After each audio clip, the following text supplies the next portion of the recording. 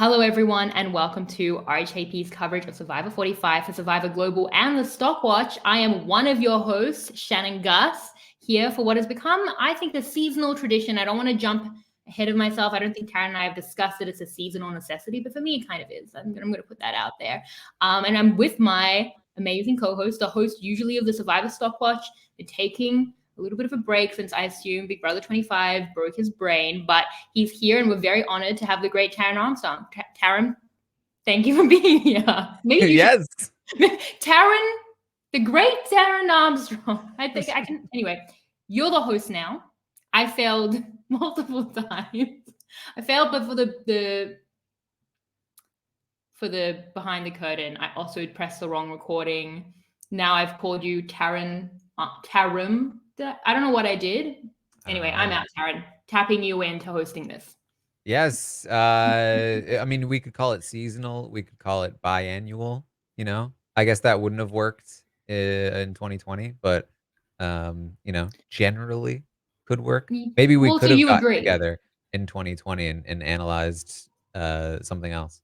Well, we did. We did the Plurality Vote podcast, and we actually were biannual in 2020. Didn't we do a couple? We did Alliance Management. There you go. We've been pretty biannual, and I can't believe you still want to podcast with me after all of my many flubs. That's very kind. Taran, we haven't been hearing from you on the Stockwatch. How are you, given the few months you've had? Yes. Big Brother. I'm doing well. I've been watching. I'm on Twitch watching the episodes live. So if you ever are interested in my thoughts, I'm always over there. But yeah, I mean, I've been enjoying the 90 minutes. I think that it really did help. I was really enjoying the season for a while. I do think that like the previous few episodes were starting to get a little stale for me. I have some maybe minor complaints about like their long-term storytelling, which is something that I've had an issue with in the new era. So even with the 90 minutes, I feel like it's been a little off there, but in general, I've enjoyed it. I think that they've used the 90 minutes well. I don't feel like the plethora of advantages and such are too overwhelming with the extra time to let it settle in. And I do think that it's allowed me to have a better sense of who each player is, even though I don't always have as much of an idea as I would like to, when it comes to like their strategy and plans for the future. Yeah, well, you compare everything to Big Brother, which I had never watched the American Big Brother until this season. Then I watched it. It's a lot, Taran. I don't know how you do. It was too much for me, and I was doing like 1% of what, maybe less than that, of compared to you. You had an interesting experience with Big Brother because you got to experience like some high highs in the first part of the season, and then some very low lows, and that's truly like what Big Brother is that it has a really high ceiling for like just excellent content, but then also pretty low floor, and you got both. Yeah, I also started on like 100 days, which I know was like uncharacteristically long, which is why it took you into this whole season. It was very long. It really was very, especially because you're like, you have to maintain it every day. Like I felt like if I took one day off Twitter, and this is again from my minor perspective compared to yours, I was like, I'm so super behind. So just like I don't know how you do that every day. The maintenance required, it was a lot, but I tapped out. I'm like, I'm done. And now I hear that Big Brother Reindeer Games is great. And I'm like, well, that's annoying, but I'm still not tapping back in. Well, that's at least a little bite-sized snack of a show. That's just 2 weeks. Yeah, it's just a bite-sized snack that's 3 times a week. Yeah, but only 2 times. I know, but that's still a lot. It's just a big 2 weeks. But anyway, it's half of a Survivor season. Literally, like So just very very fast, which Big Brother will do. How long are the episodes? They've been it was 2 hours, 90 minutes, and then this week it'll be 60 minutes. 2 hours, 90 minutes in 1 week. That is not bite-sized. I shouldn't say it's quick, which Big Brother will do, because that's not true. But it's intense, which is what Big Brother will do. They added more time to the episodes because they were so good. They were like, let's give more. Well, I love that that's bite-sized, because if you think about it, that's really not.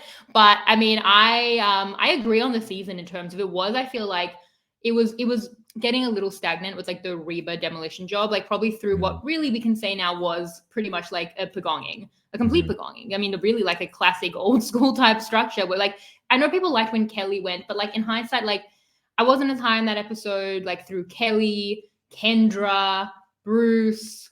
It was a lot of intrigue to like Reba getting it done, but I think the last two episodes have really picked it up. So it's, into high gear going into the finale. I thought this episode was really fun. Like the cast has been so enjoyable, and I think we got like the best of that in this episode with some of those like cute confessional style, with Jake and his storytelling, or D kind of, having that kind of, repertoire with the repartee, I should say. I'm not doing my words today. The repartee with the producers. And, Mm. I feel like the flip was interesting, whether like the D and Austin continue to be so interesting, like the emotional intrigue around their decisions and their like pretty clear emotional connection, which is still being downplayed by Rob, who By thinks that Rob. they, yes, every week Rob's like, I don't see it, I don't see it. Now it's clearly happening, but they're not gonna come back from this. I'm like, Rob, you do not understand love. Like, like, yeah. Anyway, we'll talk it through, but I think obviously the headline at this time is that like D has been ridiculously good, ridiculously good in the last 2 weeks, especially. And I definitely want to talk through everything from her perspective, because it's yeah, very impressive. Even the more you think about how insulated she is crazy. And there's been conversations around like where she even ranks with the greats. So I'd love to talk it through. Look forward to next week. Talk about this from everyone's perspective. There's so much to talk about. Yeah, let's do it. Yeah. So let's start with D. How are you feeling about? Are you as high on D as the internet currently is? Is that Um, possible? I really liked her in this episode. I mean, going back to like my thoughts on the season is that I was really enjoying the season. I was feeling like, yeah, this is a great season. And then I did tune in on Wednesday, and I just found myself like, I'm not actually that excited to watch this episode. Oh, Like, really? which Why? was it was surprising to me. Part of it was reindeer games, because I just watched 2 nights of reindeer games, and then I was switching up to Survivor, and there's one more night of reindeer games that week, and so it It was seems like, like an intense week, Taran. Doesn't seem uh bite-sized when you put it that way. Yeah. 4 nights in a row, CBS you watch reality that you have to Netflix cover. reality shows, they drop like 10 episodes on you at once. I know. I mean, look, I'm currently covering The Crown. They did 6 episodes right before Christmas, and even Oh that's too much boy. for me. You know what? Yeah, No one thinks about my podcasting schedule when they put out their shows. So truly. whatever. It's irritating, personally. Um, Yeah. So you and were you were you were overwhelmed by the content, which is fair. I think that, so I was talking it out on stream, and I was trying to figure out like, why am I not super invested right now, because I was enjoying the season. And I think part of it, as I was vocalizing, was like, I just don't feel super invested in a single player right now. And so the chat was like, what about D? And I was like, I mean, she's doing well, but like she hasn't given me an Mm, episode where she's like articulating her strategy and like making me invested in her game. And then that night, this episode we're talking about felt like, for me, the first one where it really felt, okay, here she is. She's actively lying to these people, playing up a role, not telling people certain information, maneuvering pieces over here, making the play over here. And I was like, this is what I wanted to see from D. And I felt like I got it. I don't feel like I've properly like done a look back, because I wasn't paying super close attention to D, which was again part of my long-term storytelling, is that it just felt like, it felt like the Reba 4 was kind of like hidden. Not hidden, but like they weren't showcased like the Tika 3 were, for instance. And for that reason, I feel like I was watching them just continue to do well, and I was like, I guess they probably lose at some point, because I feel like they're not main characters, hmm except for maybe Drew at that point. But I didn't feel like Drew was gonna win. And now it's like, okay, so yeah, D's winning. And so now I feel like I have to go back and think about like what was actually happening back then, and what was D doing, and what was Drew doing, and what was Austin doing, and really piece together her game. But what I do know right now is that I really like this end game she's put together. That there was a play made against her and her ally, and she managed to basically like counter it, and then do a counter attack against them. And now she is in the power position. And quite frankly, I have a hard time seeing how I have a hard time seeing any way that she loses the game right now. Yes. I mean, looking back at, well, I mean, I can see some ways, but I think she's definitely in the best position.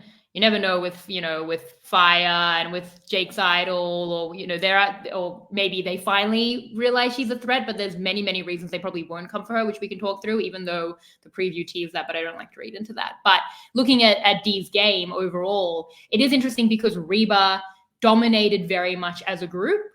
And we've kind of always said that they all had these skills. It felt like Drew was making a lot of like very like salient logical decisions that he talked through really well. They all so maybe he's like the brain.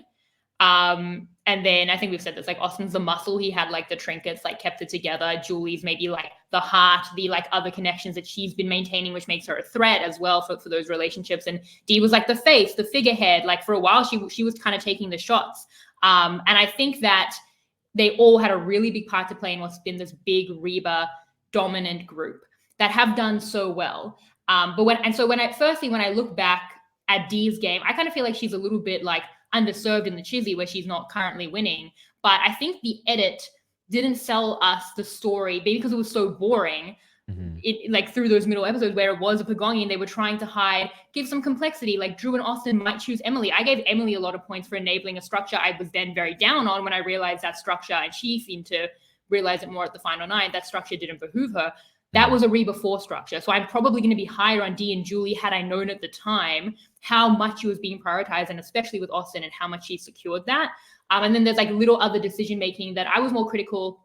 Like she's always been like a big game player. And I think like earlier on, little decisions around Jay Meyer and Sifu and Sean, even I felt like she was kind of wanting to go for the big play over maybe the one I would agree with. But I think that there are some things that in hindsight, were better. Like the split tribal council, she really got it done to take out Caleb, who at the time I saw as more of like a movable swing. And in hindsight was like very much Bello. So I think that she did clear a very big pathway while Drew on the other side survived. He defensively really did well. She offensively really did well. And then Reba come together and just dominate. So had I seen the Reba structure as much as what it was, I think I would have been higher on that there. And then you look at her game compared to the other greats of the modern era and like how we define her journey without knowing how it ends. And it's probably a more salient discussion to have next week when we know where it goes with her. But I see like 41 for me, it was like an individual game in stages. Like Shan dominated, then Ricard dominated. There's no one person who would like owned the season strategically, I feel. Whereas 42, I feel like Oma really owned it strategically, and then Marianne had like the move of the game. And 43, I feel Jessie owned it strategically. And 44 was obviously Tika, who dominated in a way that was much more interesting by it. Like it was necessitated because they came into the merge at a worse spot. So Reba, she's been part of this kind of dominant group like Tika in a way that's less impressive because it didn't need to be as impressive because they came in at a better spot. But she's doing what she's doing now that I think differentiates her is that she's individualizing more than anyone on Tika did. They were all so even. They all had their skills, but no one emerged as much. Even Jam Jam, who was so incredible in many, many ways, even Carolyn and Carson, they both had so much to speak to. But I still feel like she here has like really put herself forward at the exact right time of the game while being core to like this Reba dominance. So it's different to me from other people that you would say have dominated in the new era in ways that, are maybe more group, like compared to someone like an Omar or Jessie, more like group defined, but then also has this like really distinct individual component at this time. Yeah, and I'm thinking about it now, and I feel like when it comes to the editing, one of the reasons why at least I didn't see her journey as much is that, like, looking back at it, to me, it feels like a lot of the story of the season, there are some seasons that are about, like, why Russell lost, right? More so than why somebody else won. Literally This all of season, Russell's seasons. right? Well, there's just the This two, but season yeah. to me almost feels like a season of why every other person other than D lost, like in terms of the Now, yeah. storytelling. Um, like we went in depth about sort of explaining why Katura sided with Reba, why Jake has failed Mm-hmm. his many attempts, why Emily aided and abetted her own demise with Reba, what got Kelly in trouble, syncing with Bruce, why Austin lost and Dee didn't, why Julie may have lost, or may lose, and it feels to me like all of these people, like the edit has been explaining to me why they're not winning, and hadn't been explaining to me why D is going to win until recently. And I think that's interesting. Like all of these things that happened, D was there, and I think that people who are keener eyed than me when it comes to the edit saw that, because I think people have been saying the D thing more like sooner than I was catching on to it. But from my perspective, it was focusing on the faults of other players. And for a long time, I was just like, this season has a lot of really bad players. It's just one after one, just making terrible decisions. And I think that D has kind of been the person who has been able to ride through that and benefit from all of that while not making those mistakes. And I think the thing for me about like evaluating her game as a whole will be how much did she facilitate those mistakes? And I think that at least recently you can say hugely, because Austin, Julie, Drew, like for like many of these people, at least within Reba, were all too loyal to her. And then even somebody like Katura seems to Yeah. be connected to Mm. her. Maybe not Emily as much, but like it does seem like she is at the heart of a lot of these mistakes. And maybe Yes. that's kind of like the story of the season is sort of like coming from the outside and coming in, and all roads lead back to D. Well, I think that there's a couple of things. The first thing is from an edit perspective. A lot of D's superpowers are like soft skills. And kind of, compared to someone like a Jam Jam, those are the two players that you might say, like in terms of, again, like looking at this like new era legacy, they, two of them, and maybe D, seeing how she kind of finishes us off more than anyone, has some of the best soft skills for the game, which can be harder to show on screen, especially when they are materializing in such like specific ways, or you're getting the benefit of it now because it's all built up to like really actualize. But some of the things around that level of like manipulation, the charm, the influence, the threat management, which honestly for me is probably the thing I might be most impressed with at this time, where she was a threat and she kind of like went undercover where she wasn't the main target, even though she should have been. So compared to like some of the other people who were showed, even not in winning games, but in the very dominant games, which we can say that D has as well, they had these very specific strategic moves, whether it's Tika as a group, Oma had, several, Lydia, Drea, Marianne's obviously as a winner going to have the Oma move. It's so like specific as like an individual move. Jessie had so much with the idols, and then Cody. For D, this now I feel like, especially lying about Julie last week, is like her crowning move. But even then, it's more in like the impact and the social influence and the manipulation more than like these numbers, and like as specifically like clear. And it hasn't been as individual beforehand because it's all been with Reba. So I think it's been harder to show that, but it's still very impressive. Then we look at, as you're saying, everyone losing. And I love you putting it that way because that's so true. And that's what I look at. The other thing I'm most impressed by is everyone is playing to her best interest and not their own. And that's, again, the influence that's harder to show. But the more you think about it, is so brilliant, because so many people, and not just the one who's clearly in love with her, but so many people are doing things that I've been criticizing. I criticized last week. I'll criticize this week. And it's all because she's too socially insulated. So as an example, and we'll definitely get to Austin, who there's a laundry list of things that he should have been doing for his own agency, like D was, over their relationship. But last week I came in hot on, I really wanted Emily, Jake, and Katura to get 3 votes over the split Reba, and either on a 3-2-2 or a 3-3-1 that they win on the revote, vote out D. And I still feel like that's like, for someone, a game-winning move, especially like looking at how brilliant D has been and like really controlling everything. They were never going to do that. Like, there was a secret scene I watched only after the podcast because I did the know-it-alls right after the episode. But Katura like really makes it clear that her order is, like after Julie is Emily. And here we can see their relationship. So they should have done it. Why did they not do it? Did they not think of it? Like, there's definitely stuff there, but it's also from the social connections. D is too connected even to Katura. And I don't think we knew that. And I think it's super important. So at times where they're not coming over the top against her, it's to her credit, it's to their discredit. Then you look at someone like a Drew. Why did Drew lose? Mostly, as Katura would say, Austin's emotional, stupid heart, or whatever she said in the voting confessional last week. And I think that really was bad for Drew.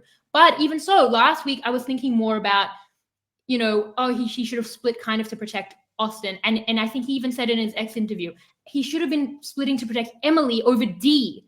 if he could with Katurah, and that's a big if because he probably couldn't, but if he could do that, which we can talk through, and he splits on D, he fully splits from Reba, he brings the group more insulated towards him. They might not want to flip as much, they might see more agency there. And he takes out D, who clearly, it wasn't just through Austin, it wasn't just like the girlfriend of his friend. Like, clearly he was prioritizing. He said he was open to go to the final 3 with D and Austin. So he was wrongly prioritizing her, and she takes him out. And I don't think it's results oriented. I think it's not reading how she's a priority to everyone, and she can't prioritize everyone. She's prioritizing, you know, what's best for her game, and everyone else can kind of fall to that. So that's very much for Drew. I feel like we see where he lost, and it's to her credit. And then Austin, I mean, what can be said? You know, like the reward choice, purely wanted to go on a helicopter date with his girlfriend, telling Julie, clear in the moment, wrong move, because, you know, D will make the right move this week and doing the polar opposite. There's so much that goes wrong for him in putting her needs or their relationship needs before his own. And he literally sacrificed Drew's game to that, and maybe his own as well. So I completely agree with you with what you're saying, is that we're seeing why everyone lost, and D might seem more neutral in that. But when you look at it, I think it's her positioning, it's her connections, it's her influence, it's her charm that does create that. So I put it on the players, but I actually do think they're better players than maybe you're giving them credit for. I think it's a harder group than like, you know, like a Kim had in One World. You know, they've all had some stuff, especially like Reba really have. But Dee's been better in how she's made them lose for me. Yeah, and I think that it almost feels like maybe I'm giving the edit too much credit here, but like it feels like they're trying to tell a story that is like, you know, the very obvious one is we had the same scene twice in a row in 2 different episodes. One where Austin tells D about the plan, the Incredible. other where D does not tell Austin about the plan. But I think there's another one that was a little more subtle, which was in the last episode, Emily comes back from Tribal having just made the move on Bruce. She brags about it to the tribe. That episode, she gets voted out. This episode, D comes back from Tribal having just made a move on Emily and saving Julie, and she keeps it a secret and actively tells us, I don't want them to know I just made a big move, because when people know you are making the big moves, they take you out next. Which is not only like a great line and my favorite line of the episode from her in the new era, because that is the meta of the new era, is you just, you know, cut down the tallest head. But it's also directly tied to another mistake that somebody else made that Emily or that D actively either didn't make or corrected in her own game. And you know, I'm wondering if there are maybe even more parallels there that I'm not noticing yet to other players as well. But like, it was interesting that there were 2 specific mistake corrections that D made in this one episode. I completely agree. I noticed the same. Yeah, the mirror image of how she's flipping around game losing moves. And if you look at like why Emily lost, because people prioritize D. You know, like last week it was like, oh, she enabled a system, a Reba system that was not going to prioritize her. And that's true. But why? Because Drew was like seemingly, he prioritized D and he was going to prioritize D. We talked through all these kind of like, Omer and I, like these like split vote revotes. And maybe it was going to be, you know, Emily versus D. Like D would win every time. Everyone, even Katurah was prioritizing D. So I think that's what Emily goes for. She doesn't have the power to go against Reba because of the connections. Like, through all of them in different ways, but like as we see, definitely through what D is doing with someone like Katurah and what Emily was losing to socially. And then when she like is getting to the Reba of it all, Austin is so much D, Julie's D, Drew was going to be D. Like if they were very much at odds, and if they could have chosen Emily over D, that's her in. But every way I look at it, and I've really gone back with Emily, looking back at like even like a final 8, what she could do. Could she have? I even thought like, could she have let? I'm trying to go through all these pathways for even going back every week and losing sleep over it. But could she have like even let Jake go? Because they never ended up working together in a way that was meaningful. And like, would that have like maybe pushed like a Reba split maybe a little bit later in the way that Drew was talking about it? Because then they still have to get rid of Bruce. Is she more essential to them? And then I keep running into the wall if she's never essential to them. Like D is always the priority over her. And when they're at odds, that's just never going to be a system that she can even upend. And that will, when she enables it, it's never going to be a system that prioritizes her. So when you look at it, again, it might seem like softer skills, but there's so much there of why like everyone's making mistakes around her because of her that is just like painful for them, but so good for her. I really like this point that Nick had on Twitter, like in terms of kind of this move here. So like obviously it starts with keeping Julie last week, and she saved her again now. And Julie, who's been described as this big threat, has now been saved twice by Dee. And could Julie spin that to talk about, it was my social connection? She could, and it often comes down to how jurors want to feel about you. But Dee has, I think, a lot now, even against Julie, as someone who's had all the agency to pull this along and has been doing so much individual work in that. So I just feel like, is there anything to disagree with here? Like, she has to keep Julie, right? Like, she goes into a final five now with Julie, with Austin, who I really feel is coming back.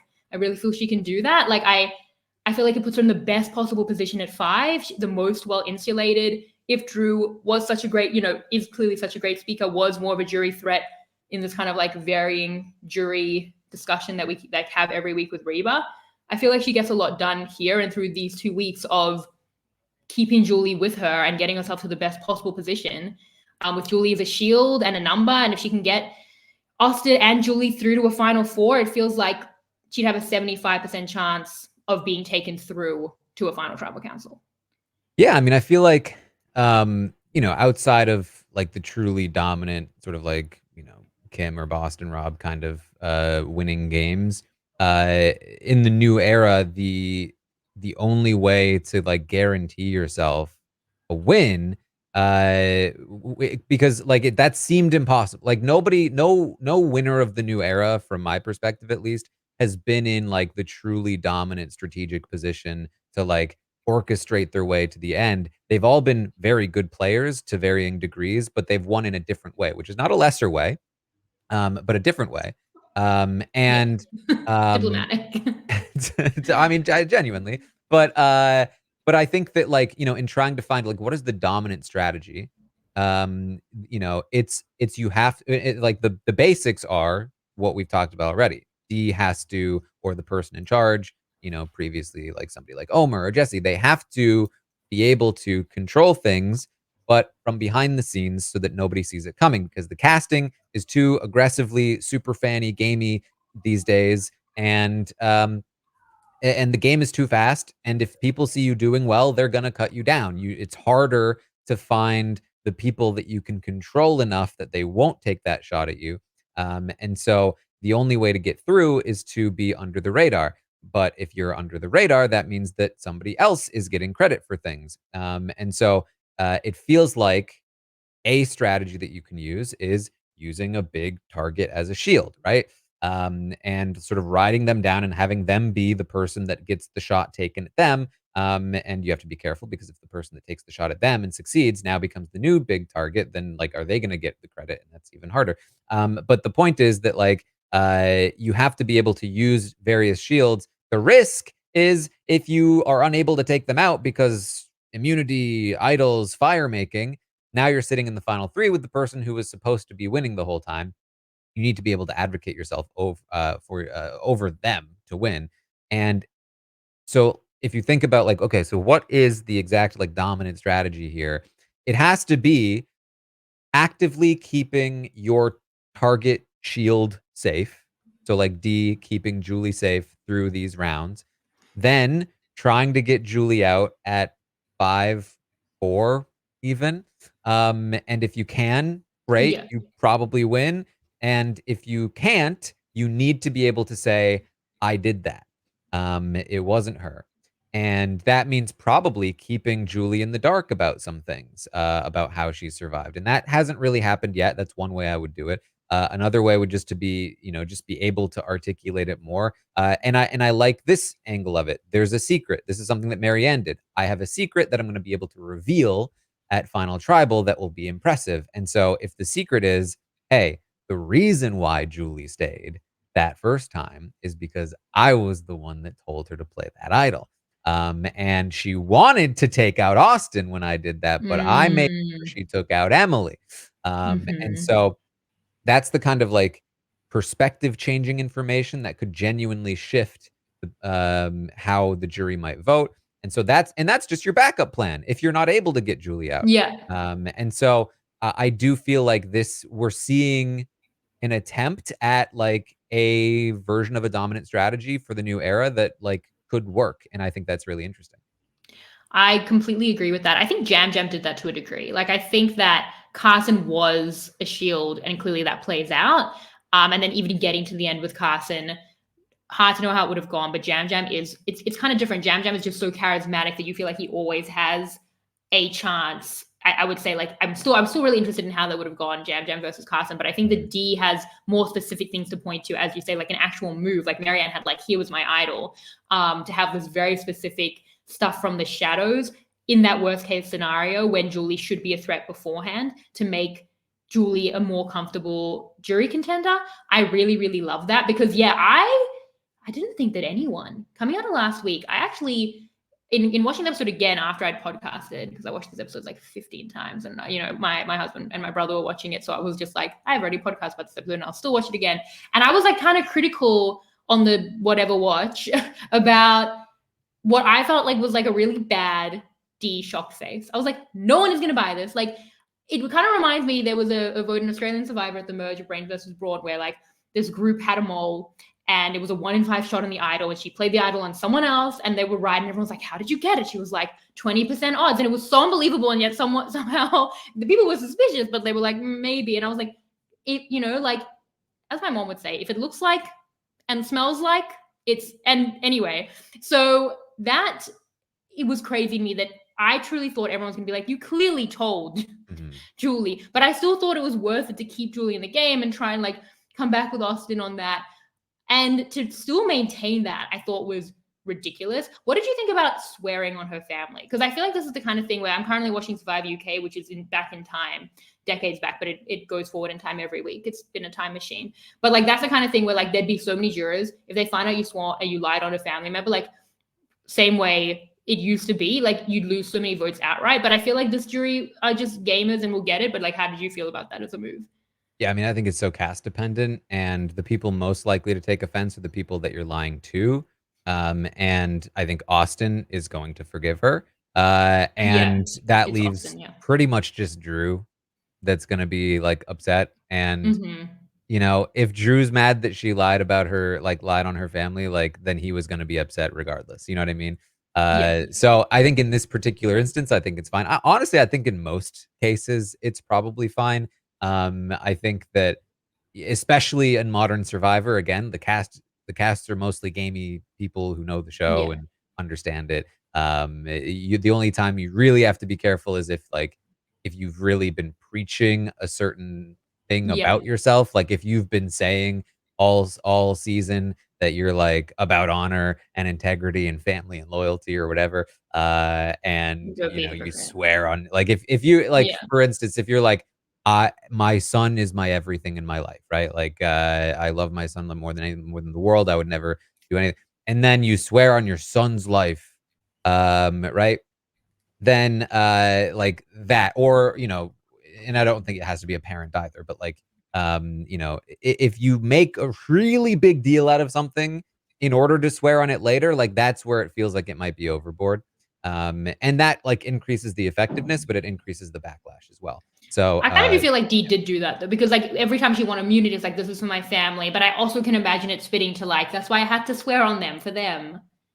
yeah, and like I think that it's again, it's all situational, and it's all like you can say like this was for my family. You can be like I'm a big family person, but it's like I think what I'm talking about is like if you are like if this is just your entire personality, like Yeah, if if you you are moralize on it, I like if think is you more are important. coach and everything is about honor and Yeah. God and integrity, and then you're lying, then it's like whoa, dude. you know?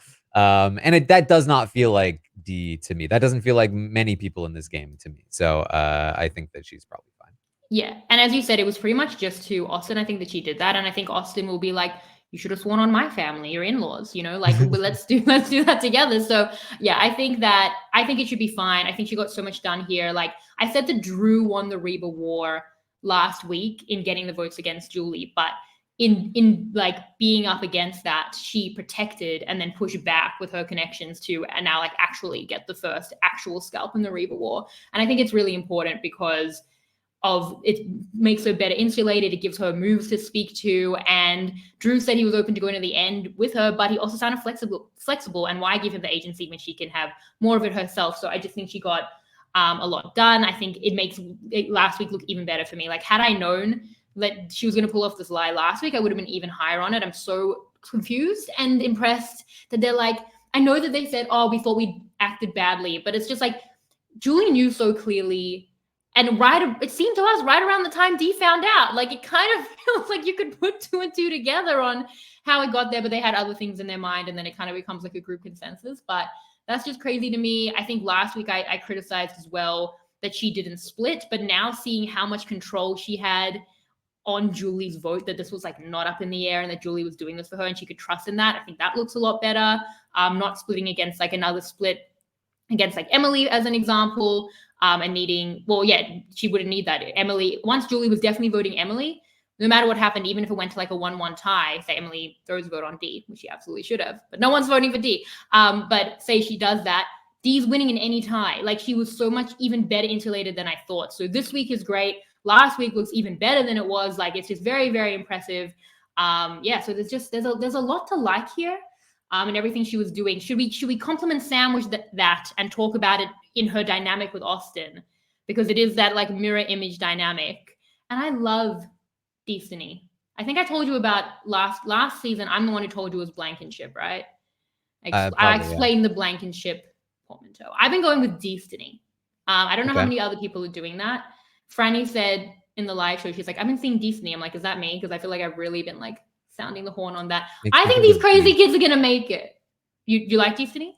It makes me think of bees. Why? I don't know. It almost sounds like you're gonna say bee sting. No, Destiny, like Destiny. I know it's Destiny. No, yeah, it sounds like Destiny. That's why. Right. Yeah. But I just like it just brings a bee to my mind. Well, seems like a you thing. I mean, hey, it's the birds and the bees, right? So exactly. And you know what? And I've been talking about that too much on podcasts. Every week I say something inappropriate and I don't want to. But like to look at it from Austin's perspective, I don't even know where to start. Do you have thoughts on where this like on and how their dynamic is playing out so differently for them here?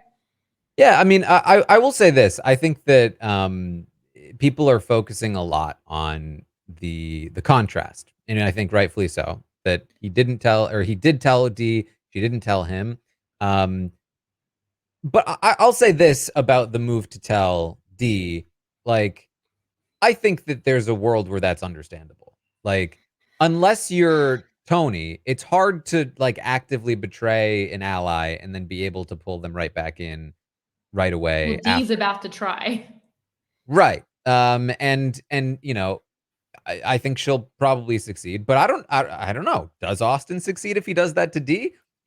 You know, Dee's a different person than Austin. Might not work as well.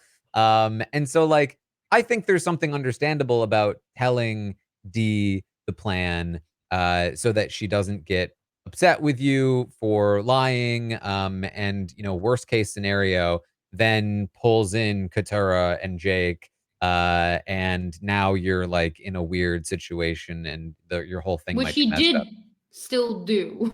Yes. Yeah.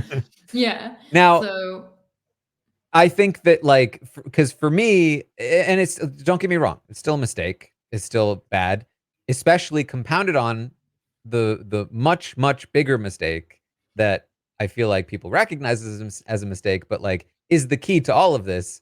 And I feel like isn't focused on enough, which is he just let Julie have his idol. like him telling Dee wouldn't have mattered if he didn't, for no reason, give away his idol and not get it back. Like that is the true linchpin upon which all of this lies. And like the truly devastatingly bad move that he made, it boggles my mind that there was such little focus on it in the episodes themselves, that we didn't even see the scene or a scene where they even had any conversation about it whatsoever. Like, yeah, that did is they crazy. not have a conversation about, like, it's wild. No, they did have a conversation. Drew definitely talked about conversations in his exits that he had with Julie. Why Yeah, are it's we crazy getting we these didn't see that. Yeah, you're conversations? right. That's not even It's a. We so have 90 minutes. it's so massively important to the season outcome. Like, Yeah. And like also like seeing the way that Julie did that, I think is so important. Like, I mean, clearly it was awkward, but like you're right. Like I can envision it in my mind because Drew, he's such a good narrator. He told it to me that I feel like I've now like Mandela affected it into my own mind. But yeah, it is crazy that we never got that scene. All we got was every week the very foreboding, like in the previous on Survivor, they would show she had the idol, and I'd be like, I don't love that they keep reminding I us was waiting of for that. so Yeah. long to find out what happened with it. Yeah. Yeah, you're right. It's insane that they well, but then okay, so if that's wrong and it's based on to give that a little bit of grace, even though again it's not a good move. You know, the fear of not having the bag at the island, like Survivor should be blamed, but they would like, and it's true. Then they push people into scenarios where they maybe make the wrong decision. So maybe that's actually the one good thing you could say about that stupid bag rule. I mean, I would have never given Julie the idol to begin with. They were at what, Yeah. like final 9 or No, it's something? not good. It's not good. Yeah. Don't give like I don't care if it saves Julie. You have 2 idols at like the final 9-ish. Like that means you're just So a when she couple of comes rounds and away she's from being immune until fire. okay, but they found that idol together, and people have asked, like, why didn't you give the amulet? It expired earlier. Can't There's been transfer. talk that the amulet you can't transfer. Yeah. So then but Julie's gonna come and be like, I want the idol. I'm alone in this. I'm the one who's drawn the short straw of the Reba 4. Okay, You but know, did going she to this even 3. ask? That's another question because Did she from the ask? perspective of the edit, it felt like he just gave it to her. Was it like no one, nobody at all? Austin, here's my idol. Like, was that? I could be wrong. I'm not watching these things multiple times, but like my memory of it is him being like, "Here, take this." Okay, but is there an expectation around this being a group idol that has helped to consolidate them? Because I haven't been as low on that move because I was high on it at the time because I thought she'd definitely give it back, and I think he thought she'd definitely give it back because we'll talk about her keeping it because I think that we get like evolving information on that. But like most people would be too awkward to keep it. So in the expectation she's going to give it back, and in the thought process around, remember how they found the idol? Like it was a group, they found one part, Dean, Julie found one part, gave it to Austin. Like I feel like this was very much the Reba group idol. He has his own second idol. Like you hate to look that selfish that you have 2 idols. You won't give it to an ally in a tricky spot who might be asking TBD on how that dynamic played out. And you found it together and you've used it to consolidate this really strong group. You're this dominant, structurally seasonal defining group. And now you're like, actually, it's my idol. Like it could make you look really bad, and you expect her to give it back. On You know what the looks balance worse? of that, Taking someone's idol and not giving it back. well, okay, so let's talk about that for Julie because I feel like my thoughts on Julie through these weeks are evolving in kind of nuanced ways. So yeah, so last week I was kind of high on her keeping the idol because I felt like she is anyway a big threat. Drew was saying like they, you know, there was a bit of an understanding that they would turn at a point, maybe at like 6. And I thought if either we're communal, I'm not going to need it, and you shouldn't need it, and we're all good, or I'm a threat and I'm going to need it. But the caveat is if it makes her a bigger threat or triggers her being a threat, that's the issue. And at the very least, it seemed to expedite that and make it more imminent that she was, because even when like talking through, like as Austin and Drew were talking through the timing, I thought the best reason to take out at 7 over 6 is she has an idol, you don't want her to play the idol, we have to get this done quicker, or at least cleanly split on like where you can cleanly vote and someone like Emily they thought would go. So that at least does make her a more imminent threat. So I think I'm in that way would be a little lower on her keeping it. But then if you look at it now, I think that was it had pros and cons. It had merit, but it was definitely dicey to keep it and maybe brought up her threat level earlier. And as Drew said, like there were other reasons she was a threat from a jury perspective. She was making deals, but it seemed to kind of trigger a lot of those conversations. In saying that, in thinking that she was always going to be a threat at a point, I think the fact that she's effectively used it now validates a dicey move. Like she uses it with Dee to take out Emily, who's against them, a number for Drew, and to come back here and then play it out where a lot due to Dee, she is going to get it done. And I think that now it's like, if she didn't have the idol, they could have just come for her at 6. Like it might not have been as quick, but I think it would have been at a point and then she's gone. To effectively use it now and then escape through based on having a better kind of social composition for her to make it through now to a final 5, I think now she has, through effective use, validated a very, very awkward move, but I still think I'm in the camp of it was necessary, it was dicey, and it was in the balance. And now that it's been used well, it's validated for me. Yeah, I mean, I think that you could make an argument that her keeping the idol is part of what elevated her threat level, which is part of what made Drew and Austin decide to take the shot. But from the perspective of the edit, at least, that wasn't the reasoning they gave. If Yeah. anything, Austin was like, "Yeah, we're all set to go against Julie. The only problem is she has an idol." Right. Yeah. Exactly. Yeah. Yeah. Thought So similar. so yeah, I mean, the fact that she was able to take it and they didn't immediately turn on her, it's like, Yeah, yeah, that's true. She still bought. She still was bought. Like she took the idol, and they still were like, "We need to deal with Bruce's idol, which was still ahead of her." Still bought some time because there was still a lot of rounds, but like it's final four. You might win a challenge. Like just saving yourself through one round, especially when you can hopefully kind of shift the meta and as like I think it's been like spoken about in podcasts, like you don't necessarily just go after the same person again. Maybe out of fear, maybe about like, oh, we just did that, we're trying to make big moves, which someone like Jake is doing. If you can then like buy then even more time, it felt like she was buying time in kind of like these droves, which has now gotten her to a final five. yeah. So that feels okay. Yeah, I mean, I'm all for taking the idol. I think I think in general, Survivor, especially in the new era, especially with a faster game, is much more about ask for forgiveness rather than permission. And that's 100%. why I still think that Austin telling D was the wrong play Yeah. because he should have just been asking for forgiveness. But I think that's especially true in a situation where you gain something really tangible. Like you either keep your one of two idols or you gain an idol by just asking for forgiveness rather than permission. Like, yeah, you're like actively getting something. Whereas, there's a little bit more reason to be like, well, I'm not getting something I'm not losing anything by telling this person first and asking for permission necessarily. Now, again, he was in a spot where that happened because he Yeah. misguidingly trusted her too much. But yeah, I still just feel like I feel like Julie taking the idol. I'm all for it. I feel like Austin giving the idol in the first place is wild. I think that if you have idols, you want first of all, like you don't have to you don't always have to tell them about like maybe he had to tell them about the amulet, maybe he had to tell them about his idol, but like um you know you can say, yeah, this is for us, but like But is it for us? there's a Yeah. level of like, and this is like a very subtle thing, but like there's a level of gameplay that is very sort of like sociological, I guess, like more group level.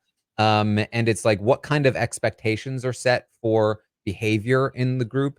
And I think it's very important to, if you don't actually plan on using your idol for anybody in the group, set the expectation that you're able to be like, ah, man, damn, sorry, Julie, you're going off, but I might need these over here. And she has to be like, because it was already kind of understood in everyone's mind, yeah, they are his idols. Even though he's willing to play them for us, they are his idols, so I can't really ask for much more.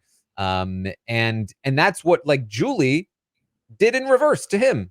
She set the group expectation. She set like the societal expectation within their own mini society in this game that him asking for the idol back was not chill. And her not giving it back was totally chill. And everyone just has to deal with it. And they accepted it. They were just like, all right, I guess that's what it is then. Yeah. Well, I think it's hard in the way that they all found the idol together in these like various stages.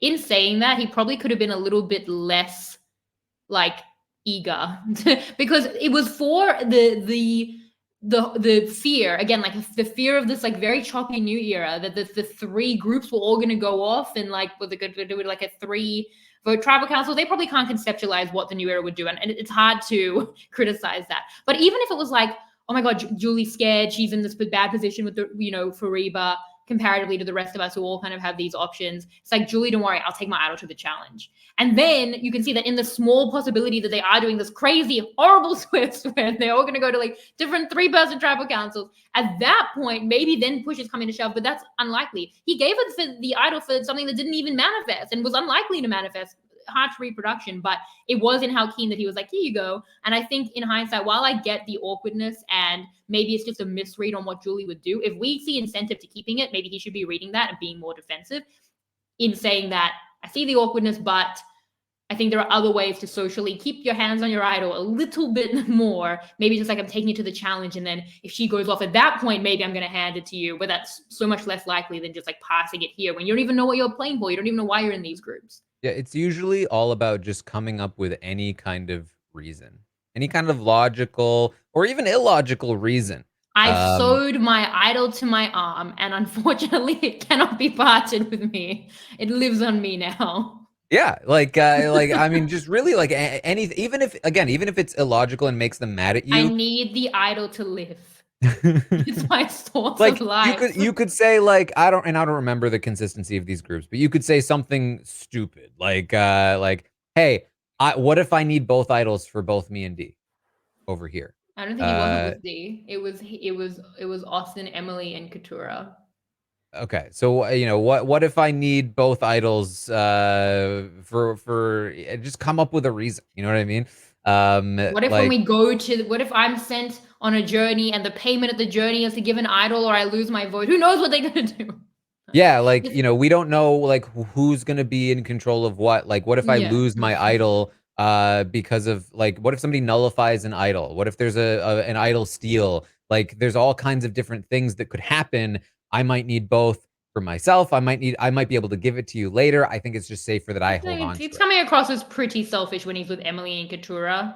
It is. But yeah. What can you say about it? And is she going to turn the entire game against him because he didn't give her an idol just in case, and it turns out she didn't even need it anyway? Maybe. Yeah. But at least I have 2 idols in my pocket. Yeah, well, that's true. Then you're at the final 8, and then there's only 4 rounds of voting. So might win a challenge, which he does. I don't. Maybe we just. Yeah, I definitely think at least you take it to the challenge, and it's like, it's in my bag in case any of us need it. We don't know what's going to happen. Let me suss out what's going to happen. Then at least you give yourself some space. So okay, in the awkwardness of now having done this, I think at that point we talk about then like telling D, like, surely then you've given them the ammo to need to protect more. And he's misreading D, that he really thinks D is not only not going to tell Julie, didn't tell Julie last episode. So it's the belief that he has in her, then like that complete and total misread. We have so much reason not to do it because he doesn't know where those loyalties lie, where again, there's like social want and also just like strategic incentive for her to not do that. And he doesn't go with that. He doesn't see that. He believes that she will play like him, which is to prioritize their relationship, and she is not. So I think that once you've given Julie the ammo, at that point you have to be more protective. And that's the sentence for me that you said, which is ask for forgiveness rather than permission, because that's what Dee's doing. And I think what's hard with Austin and Dee is that they are at cross purposes. They might want to go to the end together and have like similar allies, but they're both like pulled in these opposite directions by other key allies, Julie and Drew, respectively, or whatever order I said it. And in doing that, they restricted themselves greatly in trying to really prioritize the other one because they were kind of like on these like cross-purpose paths. So Dee frees herself up by backing herself to bring Austin back next week. Can she? I think yes. If she can't, she still has Julie as a shield, and she still has her connection with Katurah, like she's well enough insulated. And I really back her to bring in Austin. And he needed to do the same thing. He needed to come back and be like, there were ways he could have, we didn't want you to have to do that to Julie. And she would have, even for Dee, other places to go, maybe with like a Katurah, but also is going to be most reliant on Austin when she doesn't have her other number one. So I think he really just needed to ask for permission. We asked for forgiveness, not permission. We said that last week. I think that is a very, very stark difference. And then like looking at like all of the other decisions, I mean, I feel like for Austin, like it's really sad how much this has devolved to wreck his game and also Drew's at this point. I feel like in the graph of like his love for Dee and his game, it's like a straight line down. Like the more that like he's fallen for Dee, he has fallen in his game, because some of the best work that he did was in like gaining the amulet, and he used that to bring in Emily, and then he like with the Reba dominance activated the amulet like it's also good. And then look at the point where we've gotten to how the amulet is used, I say used in quotation marks, how the amulet has been wasted, which for those who don't remember is 2 for 2 in terms of the amulet curse. For all the people who didn't activate it, it put a bounty on their head, which to varying degrees, did not think helped any of them. And for the 2 that did it, Lindsay didn't play it, if you remember, because she didn't want something to go back into circulation. On the last time it could be played and Oma went home, her number 1 ally, she's blindsided. And now Austin as well doesn't play it on Drew. And it's such an active misplay for me because Austin's never getting these votes. There of 6, Drew, Austin, and Dee are never voting for Austin, so he's okay.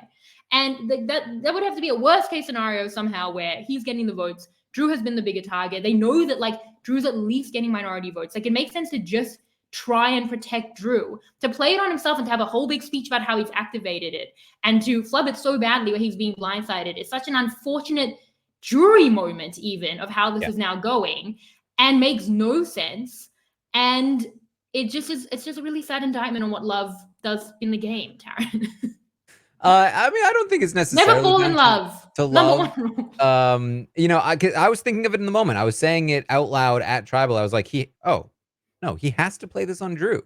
There's no question. Because there's no way for majority votes to be on Austin unless one of Drew or Dee voted for Austin, which is a wild thing to happen at that point. And on top of the fact that they would have had to do that, when they already expected him to play it on himself. Like all 4 people would have to take the risk of Austin, the guy who has an idol that they all know he has to play tonight. They assume he's going to play it on himself. Why would all 4 of them just blindly go in and vote Austin, including one of Drew or Dee? I don't think Katurah and Jake knew about the amulet. Did they not? I think it was a Reba secret. Emily knew about it, but from what I have, that hasn't been translated. Either way, one of Drew or Dee, who had to be in the plan, knew about it, and as well as Julie, right? So like, Julie might, I guess, but you know, if it's gonna be, it could be, I guess, Jake, Katurah, and Julie, but it seems like the heat has been on Drew, and anyways, as you said, it's never gonna be a majority, right? So like all that in mind, just play maybe he thought it could be like a 3-2-1. Get Dee to vote for Drew. Maybe it was very unlikely that he was going home in this spot. Very unlikely. Yeah, play it on Drew, and if it's not Drew, if the votes aren't on Drew, whatever. It feels like you were doing something that was like, ooh, I was just being extra safe. I was protecting Drew. Because Drew was expendable in that spot, but I knew I was so good that I didn't even need to play it on myself. Whereas right now, he plays it on himself, then gets blindsided. That's a completely losing move. Like it's hard to find, you know, unless you have a really strong connection to Austin, it's hard to find strategic reasons to think, yeah, I should vote for this guy when he just completely embarrassed himself in front of all of us. Betrayed by his showmans. And like at that point, I'm starting to look at Jake and Katurah again. I'm like, hey guys, what's up? Well, there's been some other stuff, especially with Jake here, like that. But I agree with you in that there's also a level of implicit immunity, let alone the loyalty from Dee and Austin. Well, he is Austin, Dee and Drew. But the implicit immunity for someone like Julie, who knows it's the last time he can play the idol. The only thing would be if they're splitting, like if it would have to be Dee flipping over, which she does, but he clearly isn't reading she will, and then splitting on Austin. Yeah, and it would have to be in a way where she's not only flipping, but flipping to take him out, which makes zero sense for her. Because importantly, they do not split. And that speaks to the loyalty that Dee has to Austin. And I think that is, it makes me a little bit lower on Julie here, even though I think that Julie does well in lying with Dee on what was known and like acting distant from Dee. I think that's like the best work that she's doing through this episode, and kind of the moves that have been validated in the past as we see through this episode to for her and Dee to come out of this to, I think, only their benefit compared to everyone else. I think Dee's doing a lot of work. I think Julie's doing also some kind of in the beta position, but they don't split. So Dee, while blindsiding Austin, is also protecting him to say like, okay, if he does play it on Drew, I'm going to hopefully like lie well enough so that he doesn't. But if he does, Julie will go over Austin. And that speaks to the loyalty that Austin can be assured by to not need to play the amulet, to play it on Drew. I think that, it speaks as well to clearly what Katurah wants, which we can talk about if that was the right thing, but she wants Drew and then Julie, not Austin. And I think Austin's a better person to sit next to at the end. So I think that there's some rationale, obviously, in not splitting on Austin. So not that he would know all the machinations of this, but at least in the loyalty and in some implicit immunity, it really felt like he should have been fine. And I think that is clear in the fact that they don't split on him when they could on a 4-2. So there's some unfortunate stuff here. There's some very unfortunate. The amulet, it was painful. I mean, is there even a point in talking through a conspiracy theory? Is there anything, do you think that Dee told him and was like, please don't play it on Drew, and he didn't? I mean, like, would he? Is there any conspiracy theory there? The implication of the episode was certainly that she didn't tell him. That she didn't, yeah. I just, because that was like the should I not? But I also kind of feel like Austin may even, like do what she wants. So that's why I don't know. I mean, it's like, I don't think it would completely blow my mind if at the start of the next episode they were like, so I did know. But, based on his reaction, it did not seem like he knew.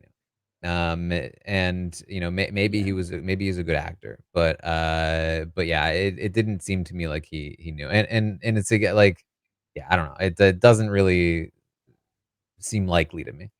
Yeah. I mean, if he did know, it's even worse somehow. Oh, even yeah. though, like, if he did know and then he lets Drew go and now is fully reliant on Dee at the point where she's clearly turning against him and he doesn't feel that he has the permission to do that against. It's just like, I love them, and I don't want to put this in a real world context because it's Survivor. I think they could have a great relationship, and truly, I hope that they have many babies. I don't know why I keep talking about this with them. Whatever they want to do, all cats, whatever they want.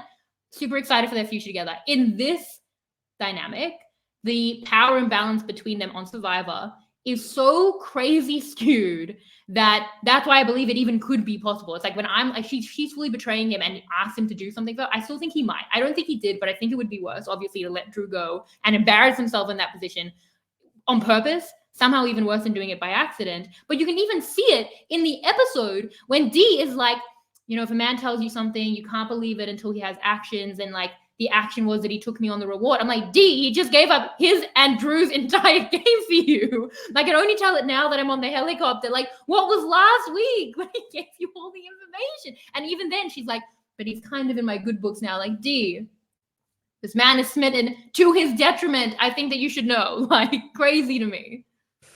Yeah, it's wild for me to think, like, if Austin either hadn't given Julie his idol or had just gotten it back from Julie, he's basically like fire making away from winning the game right now.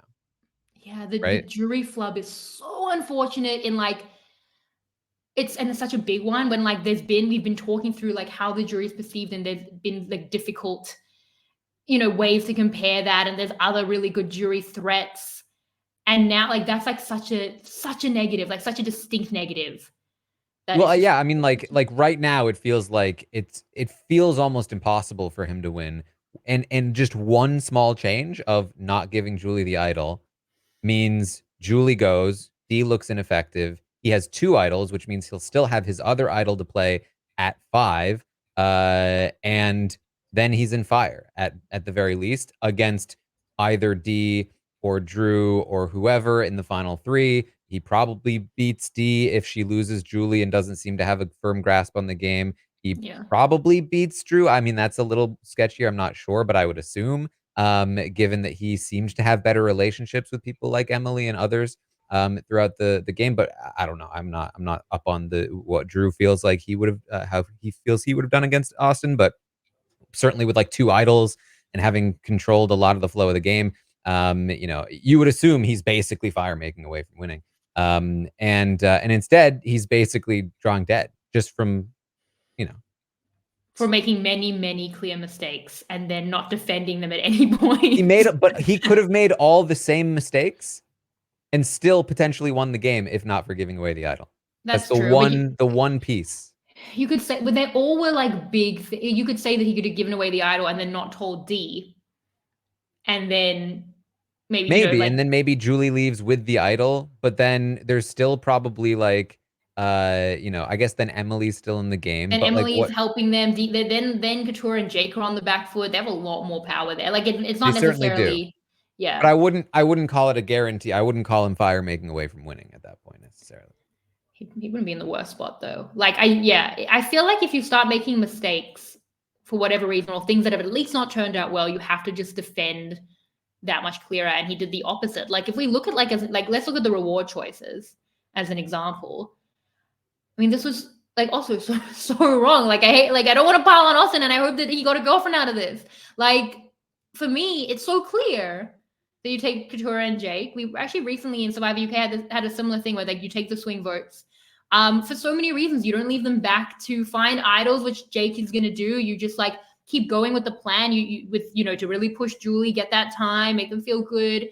You don't leave Drew behind to feel like upset as a lone babysitter. There's no reason to take D. Like even like Drew was saying, like, oh, he could take maybe Julie and like at least keep like I wouldn't do this, but like at least keep us snowed maybe to how we feel about her, placate her. But like he really just I feel like he just really like emotionally wanted to go on the date with D and Katura there as well. And like, can you think of any reason why D should be the first pick to go on this reward? No, because what you can do is after you win $1 million, you Take her can on a bring helicopter? D back to Fiji and take her on That's a nice. helicopter, right? Yeah, that's Uh, nice. Yeah. yeah, you should leave D behind. And honestly, even more than that, like, what are you doing?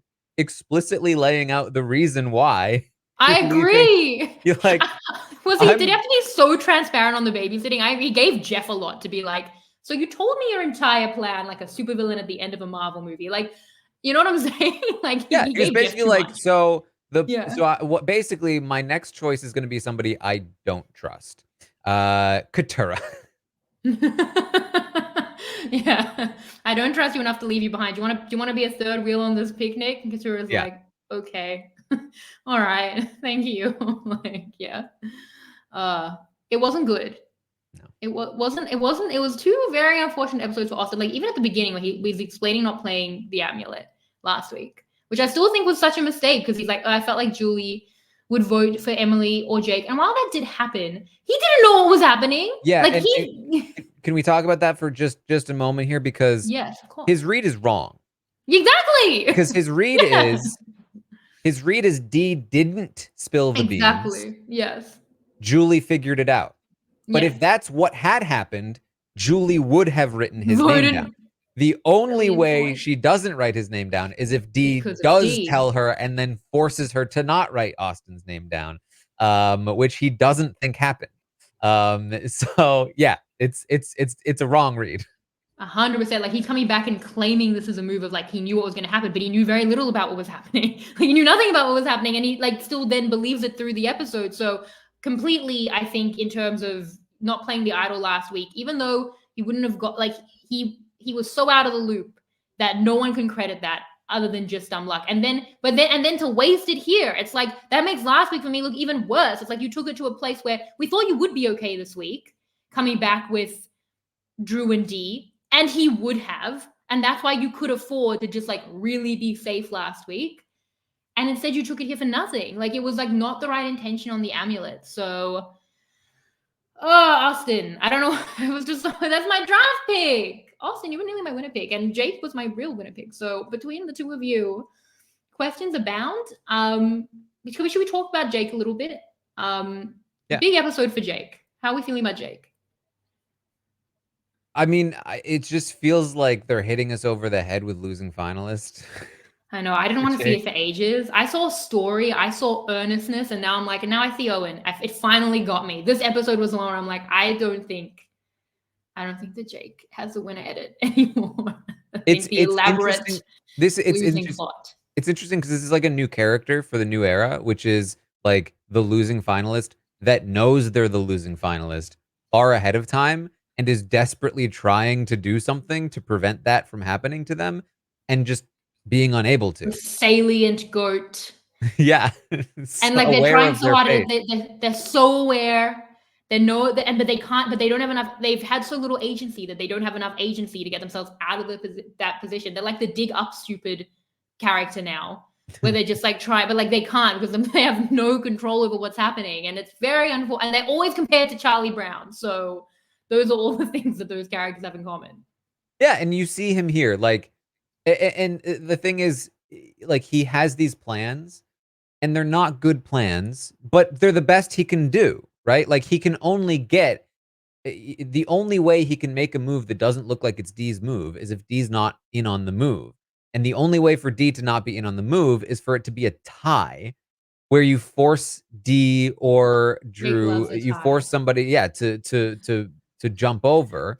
And And always then that against the side that has immunity. And in this case, would have right. had an amulet and be fully immune, but he doesn't know that. But yeah, And always the side that would be picking more rocks is the one he's on. it's just too much of an ask. Like, of course, if you're Katura, you want the votes to be there because you'd rather not be in a spot where you might lose a tie vote and have to draw rocks. Like, you'd rather just get the vote in and be safe. So like trying to force a tie is such a hard ask, especially when you don't have a solid group in the first place. It's just a random assortment of people. Um, to be like, yeah, let's all just stick together and force the actually tight people to break apart. Like it's just not a good plan. But again, it's just like, what else can he do? Because he has nothing better.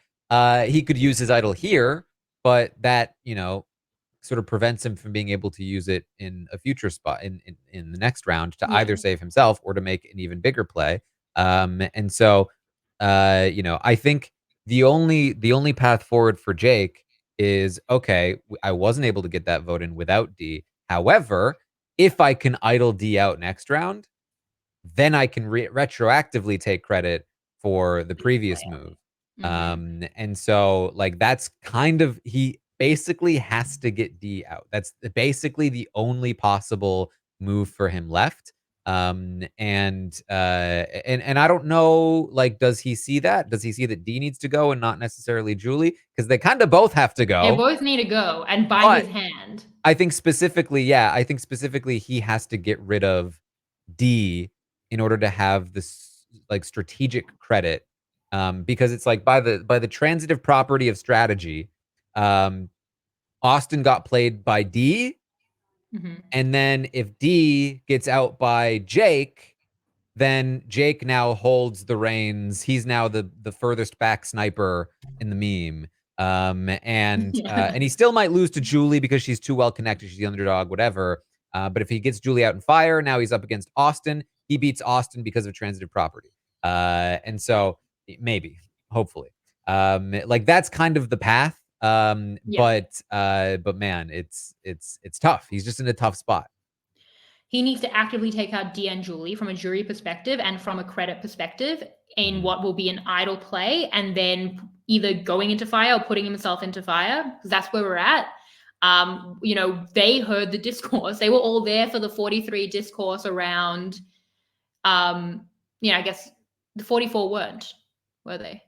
So yeah, so they were there for the discourse around how that shouldn't be a thing, and Emily literally applied as an anti-Gabler move. So there might not be the sentiment around fire on this jury and putting yourself into fire that 43 were really beating the drum on, especially around the time that they went out to play.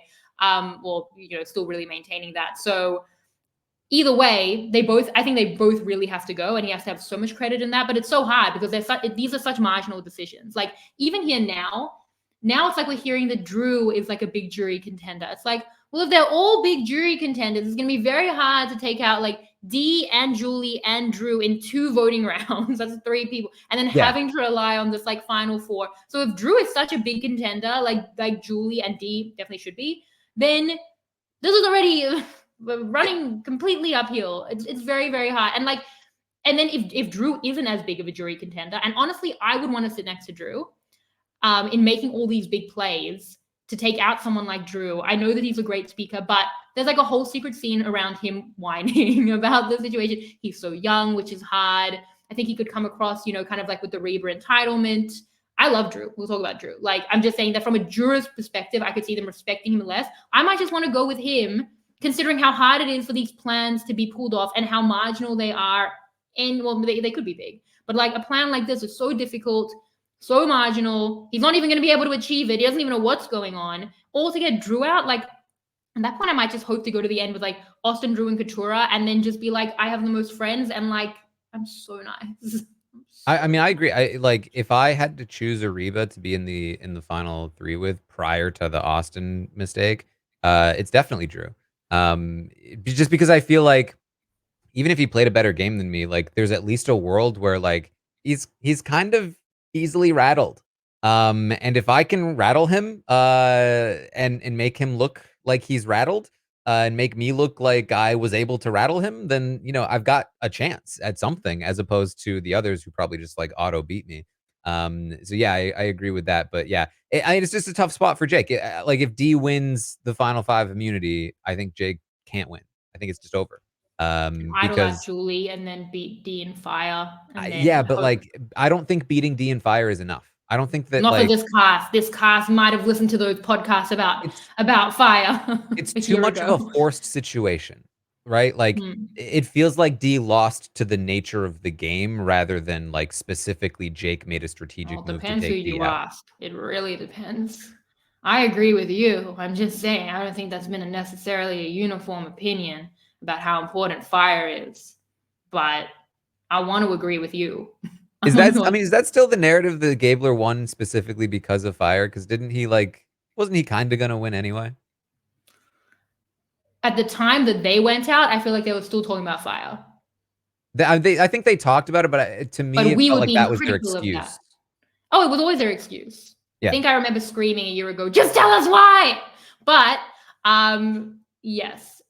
So, but the thing is, if you really like someone, and I don't really want to compare Gable's social game to Jake's, but like if you really like someone, you're just looking for a game excuse, right? And all of these super fan jurors are like looking for reasons that they can like do what they want to do, right? Isn't that Yeah. always like kind of in the meta? That I mean, I think every juror is different. I hate to like really like put a blanket statement on all of them. I think it's super subjective and versatile, and that's why it's awesome. But I do think there's something around like if they really like Jake and he gives them something, concrete things around idols and even around fire, it might push enough bellows to be like, you were our champion in a way that we can like speak to a little more.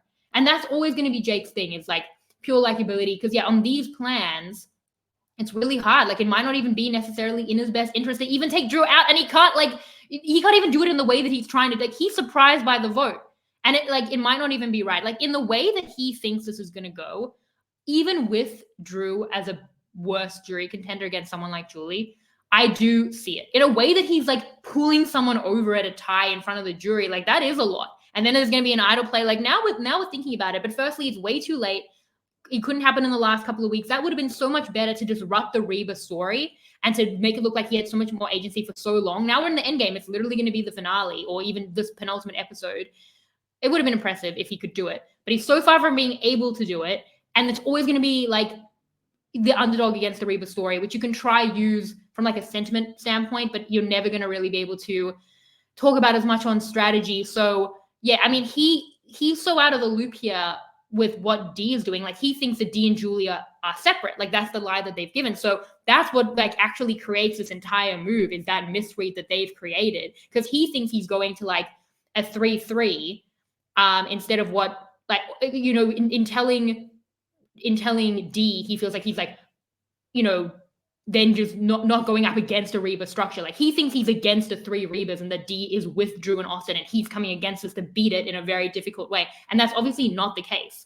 So it's his misread of that dynamics, again, in the great work by Julie and D to push that is even making him want to go with a plan that might not be in a jury best interest, but isn't it in a gameplay could be fancy, but it's from his lack of knowledge anyway of why that isn't even going to happen. And even if it could, it was very unlikely, if that makes sense. And I'm circling the drain here. Yeah. Yeah, so that's where it's at. I mean, it's interesting with Jake because it's not about survival for him, right? He's never going to be vulnerable now for another vote. He's got the idol. Mm-hmm. So in some ways, it's like he might want a choppier path, which is interesting, to really like be the underdog, draw votes, and then push them out. But yeah, I don't think there was enough there. What about Katura? Katura is an interesting one because she has to think about survival at least through the next vote. She seems to have better connections with the women, so she goes with that. Drew, I think, is a better person to sit next to at the end for someone like Katura and Jake, who have maybe not had the best jury chances, have the relationships without as much of the gameplay to speak to as a super fan jury. And yeah, where do you sit with like Katura making this decision here? I mean, maybe there's a world where Katura not telling D helps because it helps give her more credit too. But like the problem is it was Jake's move, and so not telling D just helps Jake. It Yeah, helps like not give it might D help them as much both, credit, but like but yeah. you know, Jake's the one that's going to be standing up at tribal, like making a big show of everything. Um, and so, I don't really mind this move. Like the thing is that like Katura kind of chose a specific path a while ago, and she's still kind of on that path. She's taking a different path than Mm, Jake to the same destination. She's talking about how she really wants to be able to have like a growth arc for her story. And she's not necessarily thinking about like making big flashy moves, like having as much agency. She's talking about like what kind of story can I tell the jury that will like put my journey in a different perspective for them. And I think that's an interesting take and a very different one than, I mean, Jake has obviously they're similar in their goals and in general, their sort of like methods, but I think the mindset is a little bit different. And I think that like the way that Katura is going about it is a little more doable in terms of like their position in the game. Because it doesn't require as much sort of physical change in the nature of how things are going. The problem is like, okay, how do you get there? How do you get the win? Um, because right now, the only configuration that she seems to have like an actual shot at is Jake and Austin, which means D and Julie both have to go. mm-hmm. At which point, sure, you could see a world where that happens. But that's kind of a tricky thing to do. How do you get D Austin out right now? Like maybe Austin, or how do you get D and Julie out? Like if D isn't willing to go against Julie yet, then you can't really do it unless you're able to pull Austin away from D, which is tough. Mm-hmm. And Yeah. so, and again, like that's not really what she's not really trying to gather votes and make super big plays, or at least that's not what we're seeing. So then it's like, okay, is there a world where you can continue to just sort of let this game play out and think about, okay, if I can just make sure I'm there, what kind of story can I tell? Um, the story against D, I think just has to be, um, yeah, she played more aggressively than me. Um, you know, she lied more than me. But I'm also sitting here, and, maybe D burned some bridges. Maybe people don't like that she lied on her mother. Maybe Drew's pretty upset about what happened, there's like a bitter jury would be good for her in that situation. If it's Julie that she's sitting against, I think it's an even better story. It's like, okay, yeah, Julie had to like play these idols, but I played a more subtle game. I played a social game. Julie had to play a People love flashy game. subtle. Mm. And so if she can argue her case well enough, I think that like that's kind of the goal for her. And I don't think it's impossible, but I do think that I think D is just too big a challenge, probably for her to face. And so that's where it's just like it doesn't seem super doable, but not necessarily impossible. I think what's interesting is she's looking at a pagonged Bello group. And her thing was to like flip away from Bello and really enable Reba. So Mhm. she'll be sitting there with at least a Reba, Yeah. right? So from a game perspective, it's really, really tough because you think a lot of the Bellos could say, this is your fault, like Yeah. they dominated thanks to you and got us all out in a way that's very different from Jake, where it would be like at least he was trying, like, and we talked about Mhm. like maybe like the Sandra and heroes versus villains model. So I think that is tough on clearly on gameplay. And so on story, it would have to be on the relationships. It would have to be on Bello being like, well, maybe we did cut Katurah out and we gave her the reason to do that. But we know the jurors maybe aren't as wanting to be so, clear about their own place and stuff. And is that even true? Like, is that even fair for like a Kelly or a Kendra who Katurah completely outed Kendra's plans? Like, probably not. I think saying, I think saying like you cut me out is just too much of an accusation that like people, oh, what do you mean? But like, maybe you didn't tell me about the idol. It's like the one concrete. Sure, I think that I'd be more like, guys, Ella was a mess. We all know it. Because of you, Katurah, though, then because of you. You are the one who never. But it wasn't just because of her. Kelly was against Bruce. Bruce was a wild card. Jake was all over the place. Katurah and Bruce, though. I don't want to put it all on them because Bello, it was 100% a mess. But like, she also did drive a lot of that herself. I don't think there's never a world where Bello was a tight ship. Yeah. Which is, just briefly talking about Emily, I always felt like her biggest mistake was siding with Drew and Austin over Brando and Kendra. But like those people were never a team. They were never working together solidly. Like Kendra was seemingly like kind of like loosely attached because she was in good with Kelly, but like Kelly wasn't really that good with Bruce, but Bruce thought he was good with Kelly. And then again, like Jake had his own issues with like Bruce and different people on Bello. And then, Kendra obviously had her issues with Bruce and wasn't super tight. A lot of Bruce. Yeah. Yeah. I mean, like Bello just wasn't a tight group. And so I think that like by saying something like Bello was just a mess, we were always doomed to fail. I think that's the kind of thing. Here, like how I could. Yeah, that's the kind of thing that like if you're on the jury, you're like, yeah, it was always doomed to fail. It wasn't my fault that I lost. It was that I was on frickin' Bello. And if I had been smart enough to jump ship earlier, maybe I would have been where Katurah is. And maybe not if I had been smart enough. Like you wouldn't want to put. But if I had just had that one opportunity, like it's like, one decision, and then it's literally me. I tried too hard to make Bello happen. Katurah, she saw it. Too loyal. She saw that she needed to go somewhere else and find a path to the end her own way, and she did it. She made it happen. If she can sell that story well enough, like there's again, we're talking about like somebody who doesn't have a great chance to win, trying to find like the 1 in a million path to get there, and it's a tough road. But like I think maybe it's something along those lines. She's just such a major reason for me why so many necessary moves couldn't happen in like the wrong systems. At times the right systems are being enabled, but they're not taking those opportunities.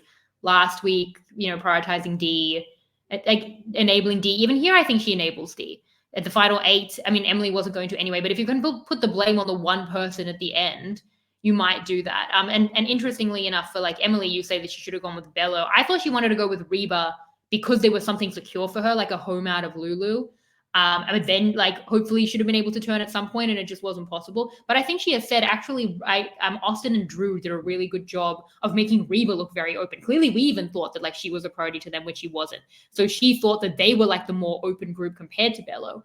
So that's, like, a credit to Reba as well. But for Katurah here, I feel like D and Julie are enabled, especially D, more than her necessarily, because I feel like she takes out Drew, who I would rather sit next to, or at least be in a Final Four with the chance of sitting next to. I'd rather sit next to Jake and Austin, but with Drew there in a Final Four, I feel better about how that's going to go in the Final Four round to get me to that point. I think that she has the relationships with the women that might help her get through, so that's like a pro-con. But then I think the main thing when you look at it is like if she takes out Julie here, she comes back to the 3 Rebas of D, Austin, and Drew.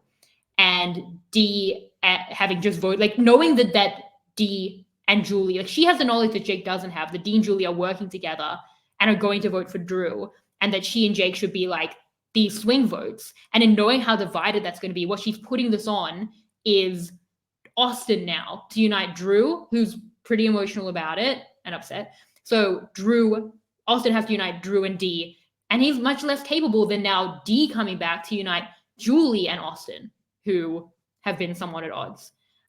So I feel like I put a lot more on D actually keeping this Reba strong. So I feel like she's enabled the system against her again, but she has social relationships where maybe Jake gets sacrificed before her. So marginal in a tough situation, as is everything with the non-Rebas, it seems. But I still feel like I don't think that I would necessarily go with taking out Drew here. And I feel like it's just like, if I look at through these 2 weeks, I feel like it's just been to the extreme benefit of clearly Julie, who survived, and Dee, who's now in like the best possible position she can be. They still might come for her. There still might be an idol. It's still hard to get through the final four. Like, these are pitfalls that can be fallen into, but it's hard to really give anyone that much individual credit that so much has been to their benefit, when I don't feel it has. I really feel like it's just been like the D show now for 2 weeks. Yeah, I mean, I think I guess, like, if I'm Katura and the jury accuses me of enabling D, I like, my only response is, yeah, I had to. I had to enable her to take out the rest of Reba for me. And now I'm sitting here with her. And she was my shield and my weapon. You know, like, you know, you're probably like, your response is probably their response, but like, what other response is there? Boo. I mean, you can always, like, this is the thing with any type of credit, is you can like, it's always between, I was tagging along, or I was like, pushing. Like, it's always like, were they pulling, or was I in control of it? And I do often think that it can come down to what the jury want to believe. But I also think when there's like so much tangible evidence, and when there's like that much of a disparity in like agency, it's a very hard argument. But they're in a bad spot. You have to be able to point to like a like specific things. Yeah. Like you say I enabled them, but in this vote, when you really wanted me on your side, or you wanted me to be here, I specifically chose this path because I knew, or like, this was a moment where I was planting this seed that, hey, Drew is a problem for you. And but that's what's so hard. Because I think this would actually be an example. Jake didn't want to include D, and I did it. D would be like, I was always going for Drew. Yeah. Yeah. I mean, yeah, you can. Yeah, I mean, I think that, like, there's very good counters. I mean, the person who has been running the show is always going to be in the driver's seat there. But if they're not prepared to counter stuff like that, that's where you can sort of like catch them off guard. And if you do, then like all of a sudden you were drawing, you go from drawing dead to like maybe having a chance, maybe having an opening. So tough, really tough spot. I guess what I'm saying for like Jake and Katura is like, it's super marginal in these decisions for me, because it's just such a difficult position, and so much will have to come on to just how they can bring a jury around to like their very specific type of gameplay. But even within that, I have criticisms. Like, even within that, I don't know that I agree with Katura's decision or necessarily Jake's. And if I agree with Jake's, it's just because of a plan.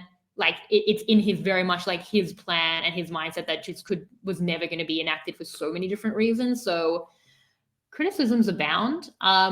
Just like one last thing before we get to what I like to call the numbers section of the podcast, the Chissy, the Stockwatch, and percentages going through to next week. So many numbers.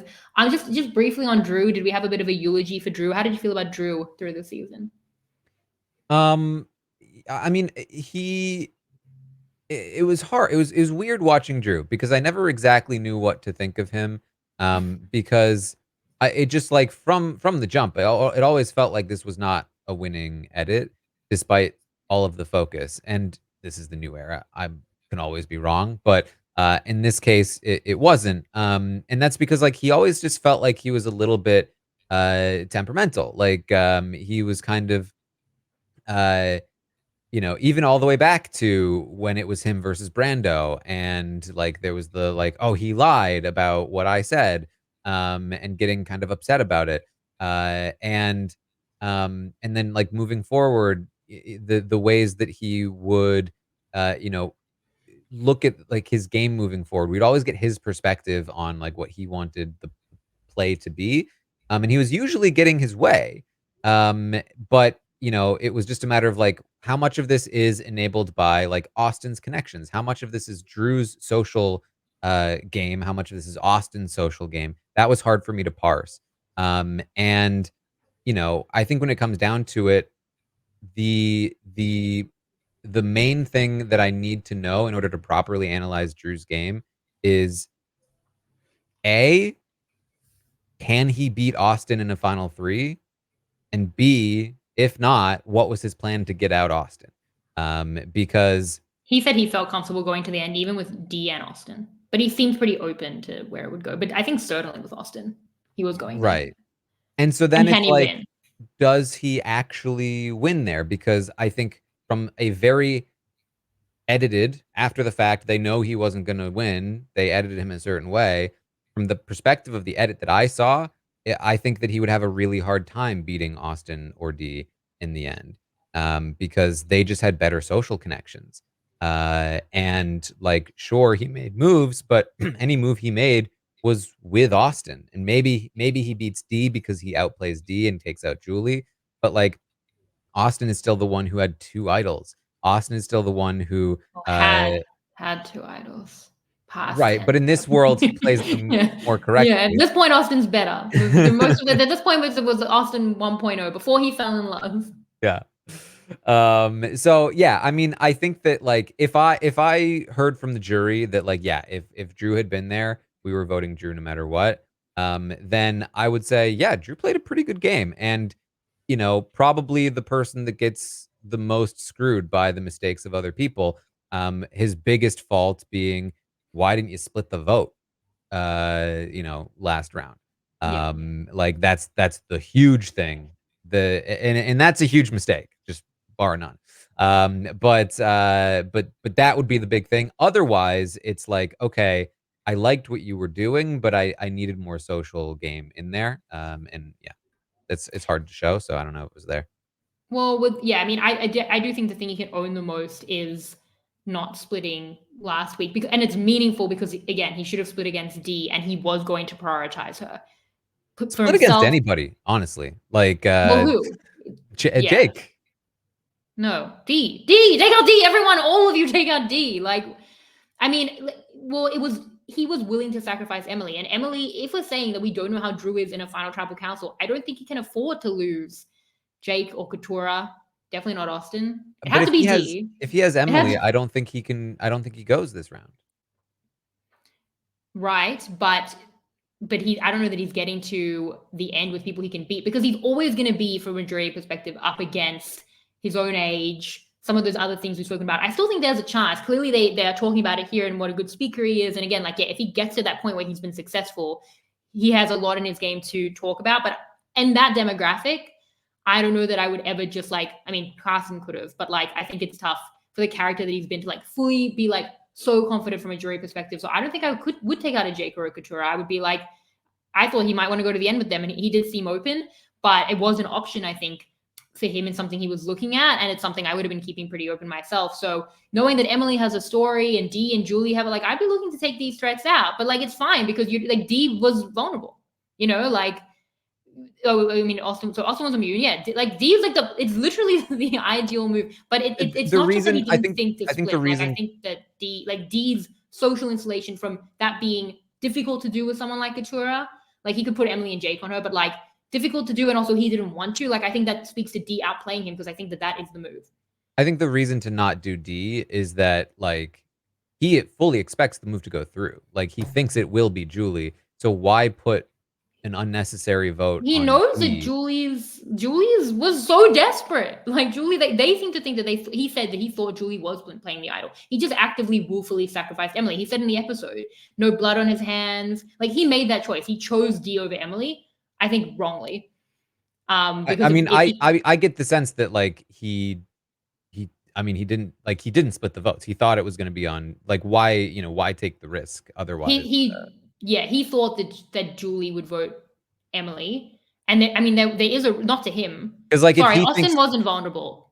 He had immunity. he had I don't know what immunity. I'm So saying. like Yeah, it's the same thing where it's Austin like was if he vulnerable. thinks that Julie knows and it's not going to be Julie, then he has no reason to not think this is Austin. Why not split the vote in Yeah, any direction? yeah. At least it's like he was fine, but I agree that like they were getting outplayed there. They didn't know what had happened, and they weren't protecting against the fear of what it could be. And we've talked about that from Austin, who should feel worse about that because like I mean he was the one who was actively vulnerable, I And guess, so and so like maybe speaks my problem with putting the votes on D is that like if he's right and it is actually still just Julie, but he puts 2 votes on D or even just 1 vote or whatever many votes on D, and then it turns out D was loyal, didn't tell Julie anything, and you put votes on her anyway, like, how much does that piss Austin off that you just did Austin that? told D. Like How he much? knows that Austin fully went against him. Like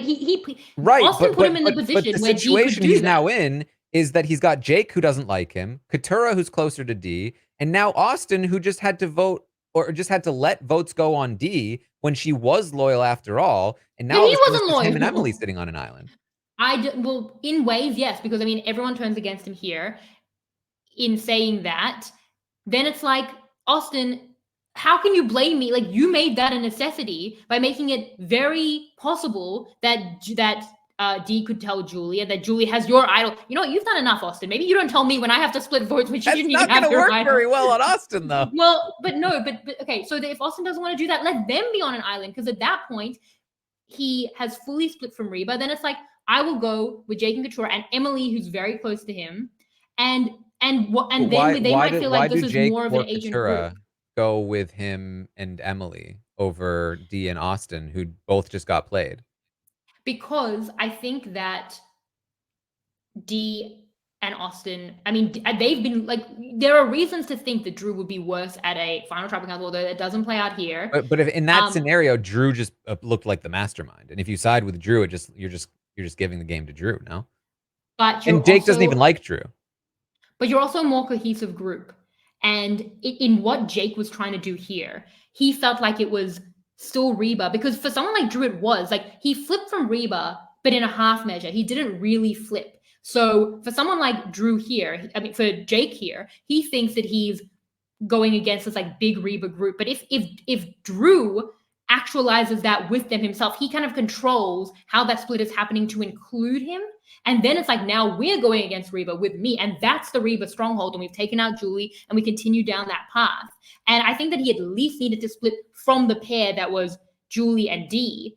And maybe even with Austin, like either you tell Austin and that gives you the capacity to split, or you don't like split the vote, or you don't tell Austin, in which case it's like 4-3 without the leaking. And now we're the group. And Austin, do you want to come along? Because if not, where are you? And then maybe he just is controlling how that flip is happening a little bit more, rather than like, hey, Jake and Katurah, what I'm going to do is I'm going to go for Julie, but I'm not going against Reba. Like, you're still not necessarily in my plans. And you're not going to look like you're in control. Like, we're not doing this together. I'm going to just go for Julie, and and it's still like the Reba stronghold, which is what like they enabled, but now have like been wanting to come against. And I just feel like maybe he controls that a little better in an like anti-Reba group that he's a part of. Yeah, I mean, I just feel like, not to get too stuck on this, but like, between Jake and Katurah, who's closer to D, Jake who doesn't even like. Well, then that's like his social failing in both instances. Right, but what I'm saying is that like given the pieces on the board, I think there's a lot of danger to put votes on D versus somebody like which is not to say that he shouldn't do it. If he expects the idol to be used, yeah, put the votes on D, just send D home. But in a world where he expects the votes to go on Julie, you should just split votes and be safe, and in my opinion, put them on Jake.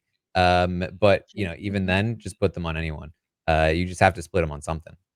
What if you just tell Emily your one vote to protect you? Throw it on, like, and then this is a world where he's prioritizing Emily, which he wasn't. You throw it on D, and then it's going to take them to a tie.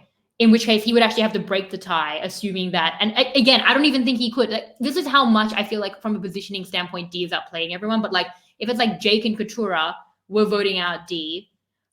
You're voting out D, and then Julie and Austin are voting out Emily, then he's like, but at that point, he only has to be the swing if like everything has gone wrong. But is he the swing? Katurah would be voting out Emily. There aren't like votes really to come against D. He could just, I guess, try to split against Jake just to protect Austin, if that's what we're saying. Like, but knowing that he himself is immune, maybe at the point where you're not even wanting to socially put votes on anyone, there might be something there for him, because he couldn't have personally gone home, and a lot would have had to go wrong. For Austin, I feel like he opened himself up, and for Austin, this is the thing: is Austin, like, they don't need a split. Like, Austin has an idol that is expiring. Like, maybe that's the thing. Like, we're not splitting, and if Julie plays something, Austin will play it, and we're both protected, and maybe that's fine enough. Like, maybe that's why you don't split and like let bygones be bygones. I think your idea was the best one here. I think you tell Emily, we're doing Julie, obviously. We have the votes. We don't need to But I worry think about the Emily still votes. goes in a revote. Um, I don't know like, that her one vote isn't enough. I still think Emily should have put her vote on a shot in the dark, like because Emily needs her one vote on D for the 0-0 revote. So either a shot in the dark hit or the double idol play if Julie's voted for Austin. Then instead of going back to like everyone votes out Emily, her 1D vote plays out. But like Emily doesn't have anyone other than herself, and everyone's voting 5 for votes her.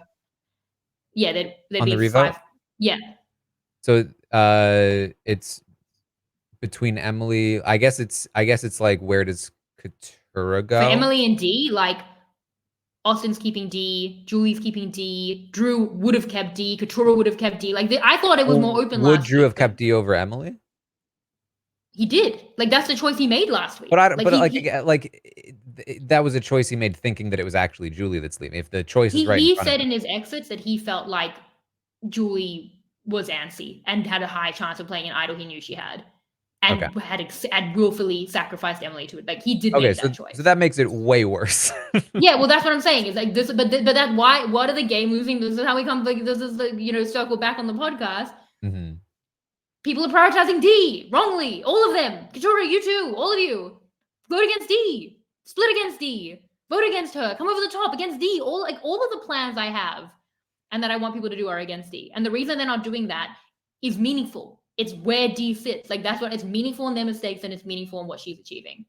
So yeah, I don't think he should prioritize D. And if Austin's going to be upset about that, and yes, if you can pull over other votes and other mistakes have been made socially where you haven't connected as much to Katura, you have had your gaps with Jake, but I think there's a chance in consolidating with this other group and trying to have Austin he has nowhere else to go and like actively splitting against a Reba stronghold, Julie and D. Not just like I'm cutting off Julie, but I still want everyone to keep going with what I'm doing when still going, I still have the option of going Reba strong, and he might have. He sounds like if he succeeds in taking D out, then yeah, it's a given. Just do D. It's just that if you then fail to take D out, it puts you in a worse spot, I think. But not a worse spot still than not splitting the votes at all. Yeah, I mean, I think Emily was key to him. Yes. In ways, yeah, that I think like in hindsight should have been protected more. Yeah. So I think it's tough. I mean, I really love Drew. You gave him to me as a last draft pick. I complained. I regret it. I think he was great. I think he was a great narrator. I agreed with so many of his decisions. And I think that it really comes down to like that one kind of thing that he's prioritizing. Especially, yeah, knowing kind of like where Julie sat with it with the idol and a lot of Austin. I'm just so confused. It has to be said. Because if he knew that Julie was going to play, if he was worried that Julie would play the well, idol, we saw that Emily comes to him and why says not Julie says split she's on going to go Jake? rogue. Well, actually, he talked about vote splitting in his exit interview with Rob. If you want to hear his thought process on vote splitting, okay, he's like he's against the very meta of vote splitting. Oh. Which I disagree with. He's like most of the time there's no point. It probably won't come off, even if it does. Like, well, that's there absurd. are options. I completely the reason vote splitting is so interesting is because it's like this like fairly balanced, very situational conundrum that like can't be solved because it's so situational around like the vulnerability in splitting your votes, but then like the fear of like giving agency to someone who has something. I think for Drew, like he thinks that if you think about where Drew has sat with idols, like he's always known where the idols are. It's been like a tough season for idols. It was hard to get them. They didn't even find the Bello idol, which is very weird in Modern Survivor. So it's like there's a Zabaya idol he never saw. He doesn't know that Jake just found one now. And then it's otherwise been like Bruce and then like what should have been Austin's like 2 idols. So maybe he feels like he's not been having the fear. And to be fair, like when he does split against Bruce, like they split very well. He knew where his numbers could afford to split. So he's been doing it well. So I think he's just like, I don't know, maybe he felt too secure in where the idols were to know that, like, yeah, I think that there's clearly merit to vote splitting. We're not taking away the merit of votes, of the meta or the merit of vote splitting. Drew. Well, I mean, I think it again comes down to the sort of like social expectations. Like, and this is something I was thinking about when it comes to like, why aren't they votes? This is the second time they've gotten burned by not vote splitting.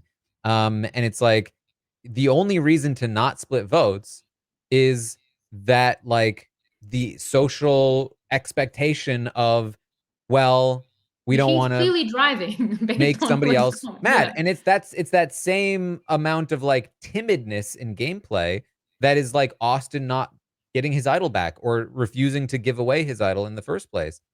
Like, it's that like like, oh well, you have to be polite, and it's impolite to split votes, and it's impolite to not give away idols, and it's impolite to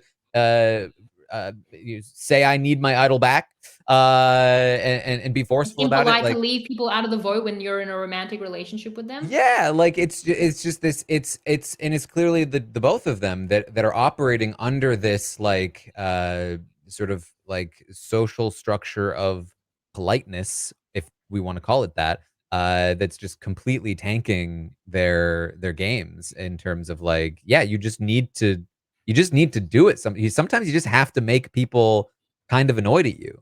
Like, that's just how it is.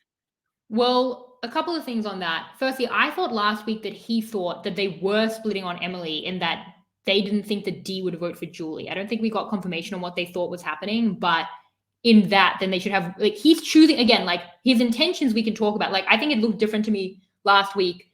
Jake and Katurah flipping on Drew here makes Emily seem more essential to Drew, and him actively choosing,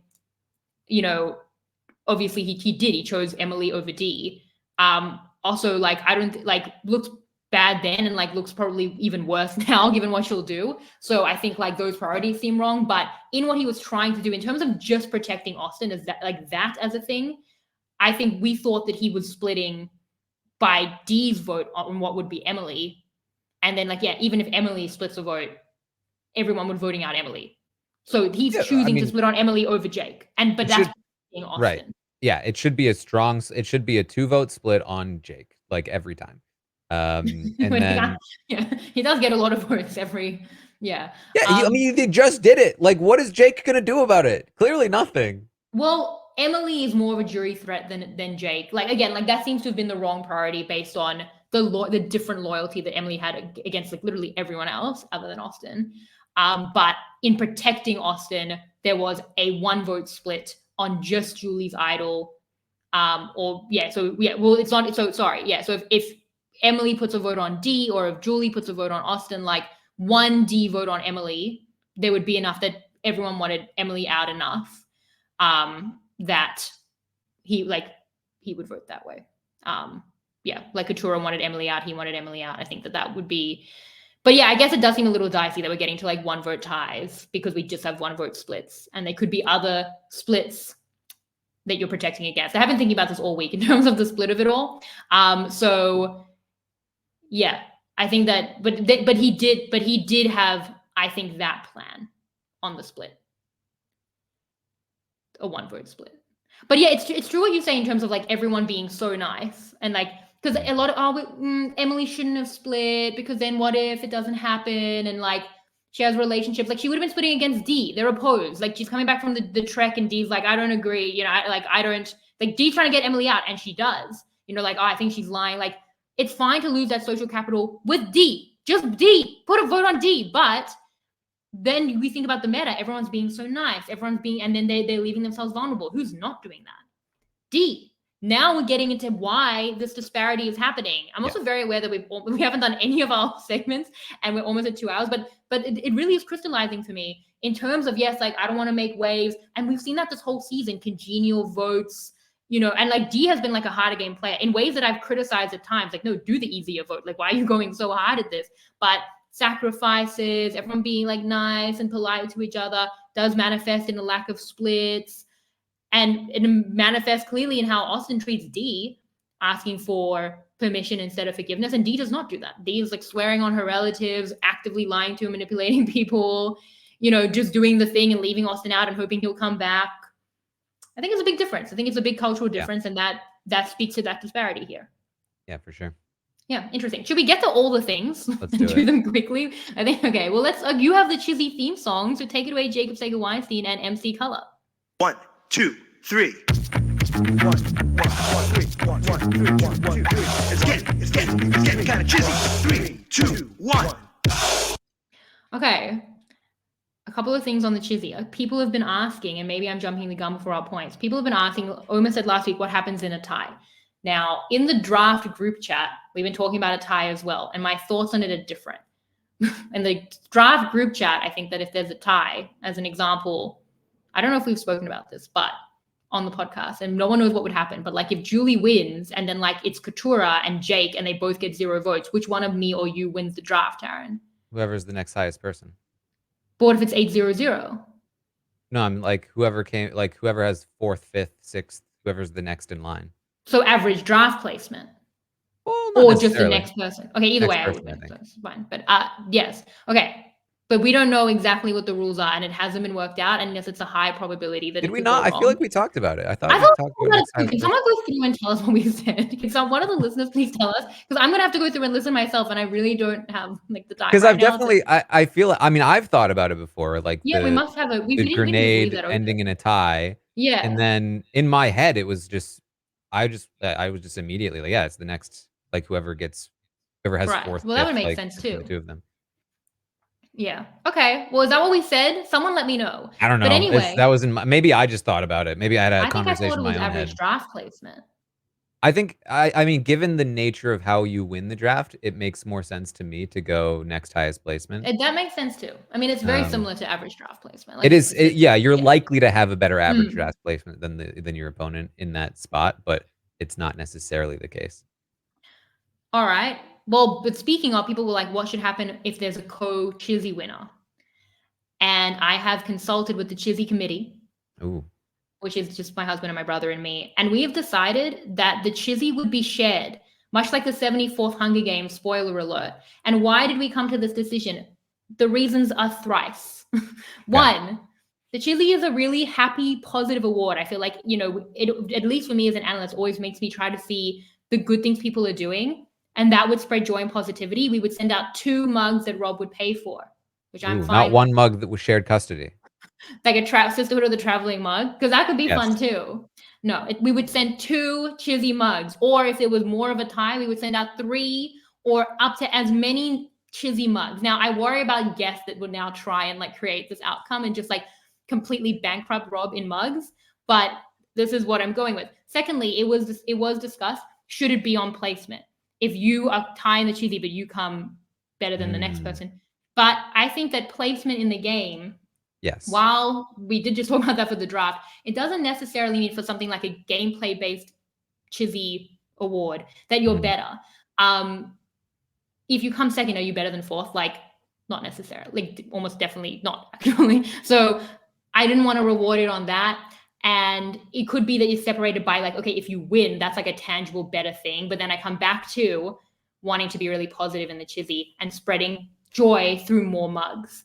Third reason is that it's based on the Brownlow Medal, which is the Australian Football Award here. And if there's a tied Chizzy win, that's what they do. They just share the Brownlow. I don't know if they send it back, and I'd have to ask. I'm going to text my husband. I think they all get medals. You think what? I think shared custody is the way to go. Do they send it back and forth? Listen, they can work out their own arrangement, Peter?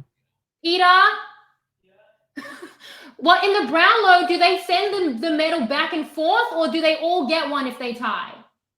They all get one, Taran. They all get a... Listen, I'm not saying that they're the gold standard here, That's what it's based on. That's what it's based... I don't know. I think sending the mug would be hard. It could get broken. We have a surplus of mugs. The mugs are really nice. Carson just got his, and he sent it for Christmas, everyone. Or should I say Chismas? Don't forget the Chizzy mug, which anyway, it would be a tie. No matter. Or is it likely going to be a tie at this point? Is this why? Well, that's okay. Well, let's get to the points and then we can talk about it. So my Chizzy points, I'm giving 3 to D. I really feel like it speaks for itself and I don't need to say more about it. I'm going to give 2 to Julie because I feel like mostly off the back of D, but these 2 weeks have, as I've said, just benefited the 2 of them. And I think they both did well. And they were having a lot of fun with like the rules of acting mad at each other. And it's crazy that it worked, but that's the kind of thing that can also connect them further. And they both did really well with that. And then 1 point to Katura. I was between Julie and Katura on the 2 and 1. Katura gets her target. I think the lack of split makes way more sense for her than for Julie. But in disagreeing with her decision marginally in enabling D, I just was going to give her the 1, but I had to give to these 3 because I feel like they're the 3 that were not surprised by the vote. Like even Jake in voting out Drew was surprised about how that went. He thought we were going to a whole stalemate here again. So that's it. And Taran, where are your points going? Yeah, I'd go D with 3. And it is actually tough for second It's place. really tough, yeah. Because we think about the positive, and it's a very positive award. well, yeah, well, like you've got Julie who survives another round, and gets out Drew, which is great. But at the same time, I do feel like, was Drew really even her biggest problem right now? Well, He's certainly a surviving problem. was probably just getting through. Right. Yeah. But like really like she should have just taken out Austin last time. She should maybe be taking out Austin this time. Well, that's an Or interesting idea. She knows that he has the she amulet knows he though, has and the it's idol. yeah. And it's hard because like even like I mean she feels like she could go to the end with most people who aren't D, and even maybe with D and have a good, so she can like, so if she can have a good argument against anyone, you can take out someone like Austin. Because I was thinking for Jake and you know what? Katurah, like they might want to take out Austin, and to bring back like Julie and Drew together, I just think is great. But then it's like I feel like they need to sit next to Austin. Yeah, So I take it back because I think the issue is, and it comes down to niceness again. But if she goes against what D wants and takes out Austin last round, then she probably doesn't have D's support this round. Which maybe honestly, maybe that doesn't matter actually. Because then you still have like Jake and maybe Katurah being willing to go against Drew. like last round, I think last round, like she had to take out Yeah. Emily. Like she, like D, like it was weird because it was like she did like I often say don't enable a system against you, but that system was being ruled by D who was with her, and that was like so crucial. I think she's been very validated in that decision, but I gave her a point for those decisions last week. I'm still thinking about it, but it's irrelevant to this week anyway. So so I think you do probably have to go Julie second. She's just in the next best position to win in game, theoretically, just survive a couple more rounds. And then maybe even take out D, who knows? But either way, like it's still just a stronger position, and there's no active like mistake here that I can pinpoint. Then you have like, okay, Jake found an idol, wants to do something with it. Like that's good. Yeah, he does want. He did find an idol. Makes a play. Like it didn't go the way he wanted to, but it was still a play. And then you have Katurah, and I feel like Katurah's strategy for like winning the game is slightly better in my mind, slightly more likely to actually happen. So it's kind of tough. Like I don't want to punish Jake for failing something that was really hard. But But I also do it's think hard because of the plays he's put himself into for all of his past gameplay. I think that I think the tiebreaker for me is that I feel like, in my mind at least, Katurah is a slightly more likely winner than Jake. And so I'll give the 1 to Katurah.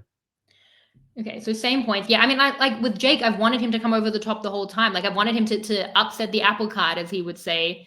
So like I like that that's his thinking, but it's just like it's coming at a point where it's either in like intentionally too late, or what he's trying to manage too late, and even in that he can't manage it. But we should credit like the idol, fine, that's good. That's like if you're going to be an underdog, you need these trinkets. So look at the any of the 4 of them, I like. There's nothing like super like. There's no like big mistake I would look at for any one of them.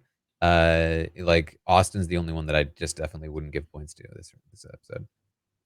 Yeah, I'm like the opposite. I'm like D was the only one that I really was like I definitely need to give her points, and then I think it became. I just feel like she's just has been so far and away above anyone. But then so we talk about the tie. So Drew ended on 27, Emily ended on 23, and D has now gone up to 21. So if she wins the game, well, it is highly likely that she and Drew would tie. So that's what's at stake: the win of the game and the Chissy. Or if she does amazingly and loses next week somehow. So she's on 21 now. And Drew really racked up the points. Yeah, he really did. I agreed with so many of his decisions. So I feel like before this at the top was Drew, Emily, and Austin, and I felt like that was the three. I felt like, so for a couple of those like mid-merge episodes, I felt like that was the system I was rewarding. So again, I feel like D is underserved in the Chissy for the split tribal and for the structure of that, for me being obscured in the edit for a little bit of it being a Reba 4 priority. But I think Drew did play really well, and like even through OG, Reba was getting points. I think he did well on a trek. He got safety without power from Caleb. So he was doing stuff that I was impressed with then and then. But it's hard in the Chissy as well, because it's like there's no scale. Like they're getting points throughout, and D's now like really, really pushing it even more so home at the end. But like those points count as much as like week 2, where like Reba were chilling and kind of like setting some foundations that were hard to read. So so Austin is on 19, and now Julie's also on 19. Dia, as I said, 21. And now Katura's on 8. Caleb left on 8. Kelly left on 5. Sabaya left on 5. Jake is still on 3. Bruce left on 2. Kendra left on 2. Jemiah left on 2. Well, it's not. Well, do you want to change? You don't want you. This is no. Fine. I gave it. It's locked in. Okay, so yeah, that's what's happening with the tie, and I hope everyone can accept where we're at with that. The Stockwatch is something you've not been doing, but you want to give some ratings. Let's do it. Let's just give some quick some ratings once we've spoken about each character in such depth that hopefully we can. But I still honestly don't know. What do you think? I just like quickly in my head, I was thinking probably something like a 9 for D in my mind. I was as well, yeah, like a 9. What would make a 10? What was that? What would make a 10? What would make a 10? Yeah. I think that so for me, it's like if I incorporated my read of the edit, then like I feel like D is basically like guaranteed the win. And in that case, like that would be a 10. But like if I'm trying to separate my read of the edit from the actual game, there are next week final 5, final 4, she could easily go out on an idle play. On an idle play, on like Julie coming to her senses, like like there are various things that could happen, and I don't feel like she's like locked. Right? Locked it, yeah. Okay, so that would be a 10. Yeah, for me a 10 is like I feel like you've either done something like so beyond the pale of like impressiveness, or I feel like you've got this pretty locked in, and I feel like this was a very, very good episode. Honestly, I mean, close to a 10 in terms of good. It was just like very solidly good. It wasn't like something like super like I don't know. It didn't like make me feel things. Yeah, it's on those softer skills. Yeah. So you agree with the 9? I was on a 9, yeah. I just wanted to know what a 10 would look like, because honestly, I was like 9 or 10, but I understand what you're saying. There's still that like little bit of like assuring the victory, which is obviously tough with the final 4 round that and in itself that isn't a vote.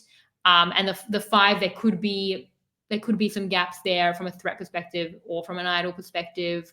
So yeah, I think that makes a 9. Yeah, I think honestly, like a round like this earlier in the game is probably more likely to get a 10 from me, because it's not so close that I'm factoring in just like all the randomness of the end. It's just like more like Anyway, then I think it would have to be Julie. I mean, obviously, I ranked them already. So I think Julie for me with like a 6. I have her on 6 too, yeah. But I don't know the Stockwatch as well, so I'm like, literally every single one that I have, it has a question mark. Like now that I'm looking at my notes, because I want to ask you if that's like a right scale. But yes, I mean, so for Julie, you're thinking 6 as well? I'm thinking 6 because she's definitely in the positive, in terms of like above average. Like she's in a spot where it seems like in the game, again, not reading the edit, that she's a couple rounds away from maybe winning. But as we've talked about, it does feel like D has a lot of things that she can use to win over Julie, if it comes down to that. And on top of that, it does also feel like Julie is going to be the main target moving forward. That like it should be D, I think, from our perspective, But I think that, like, if Jake does use the idol to take someone out, I feel like it might be Julie that he targets. And she's had her name out there, so. Exactly, because everyone sees her as the person to win. So it feels like Julie has an even tougher path at both 5 and then also 4 Well, to good at get fire. there. That's one thing we have heard. But fire can be so random. It's really hard to Exactly. put stock into. And so and it doesn't seem like a given even if she does get there. That said, she's still like probably the only other person that kind of like can win the game at this point. So yeah, that's why it's about a 6 for me. Well, I mean, the other 3 could also next to each other, so they could all win. But Right. That's like the yeah, very niche scenario. yeah, that's like the 43 scenario, which can happen, especially if people can recognize who needs to go and somehow make that work, especially in the final 4. So okay, so we had her at 6. So then we put like Katura next because we like did the Chissy already. Where's Katura? Hard for her to win. Don't hugely agree with stuff here, but at least there's like a little bit of agency. I had her at a 4 question mark. Is that right? Yeah, Is that too low? I'm feeling I was between a 4 and a 5. Because I feel like this is a week or a round where like the vision for Katura makes a little more sense to me in terms of like, yeah, I think now with Drew gone, um, you know, I see her in the final 3 now. Austin's not going to want to go to the end with Julie. Will Dee even want to go to the end with Julie? I think she might. I think Julie might have lived out her usefulness, and that means that Katura, I think, is the next pick to be there. And I really was impressed by what she said in her confessional about like wanting to show that she's got like this growth arc. Like she's understanding what she needs to do to tell a story in the end. And that was interesting to me. Giving her a 5 so next to Julie feels a little off, but hey, this is the only round. I feel like I want to give her a 5. I'm going 4 question mark. I feel like Yeah. with D at a 9, it again is to the detriment of everyone else. So they all have to be Yeah. pushed down by how much they're enabling a score like that. So I'm gonna give her a 4 question mark. Yeah. I think then I would give Jake yeah, I would give Jake a 4. I think the idol helps, but it just feels so hopeless, unless he's able to play it perfectly. Jake, I gave 3 question mark. I felt like I mean, he's not even in on the plan, like his own plan, and like it's so late and so impossible. Like the idol, that gives a point, but I just feel like he didn't like. There's potential now. He has some tools because I really feel like whoever's going to be like the Queen Slayer, whether that's Dee or Julie or both, like especially if those 3 are sitting next to each other, probably unlikely to be Austin, especially against Dee, but there could be a lot given to that. A lot of ground can still be made up in this finale, even with 1 vote. And he has possibly the tools to do it, the know-how to know he needs to do it, but we haven't seen it yet. So I don't know that I can give more than 3 right now. I think that's fair. Yeah. And then Austin, I mean, the question would be the opposite. Like, what makes a 1? Tell me the other side of the scale. I'm sure I've asked. I'll tell you what makes a 1. Austin makes a 1. Really? You're gonna give him a 1? I'd give him a 1. I mean, Austin is just like How to Lose Survivor in 3 days. In 10 like, days. It's oh my god, what a rom-com this should be. And like the flirting, Yeah. I would watch it. I am watching it. Yeah. And this is again like I think my scores are mostly influenced by the fact that like I am incorporating a little bit more from previous episodes because it's the only rating I'm giving. But like just the past couple of episodes from Austin has just been bad decision after bad decision, and this was just another example of it. Where he plays the idol on himself instead of on Drew, and again, in my mind, it just completely tanked any shot he had of winning this game in front of the jury. Unless he does something to turn it around.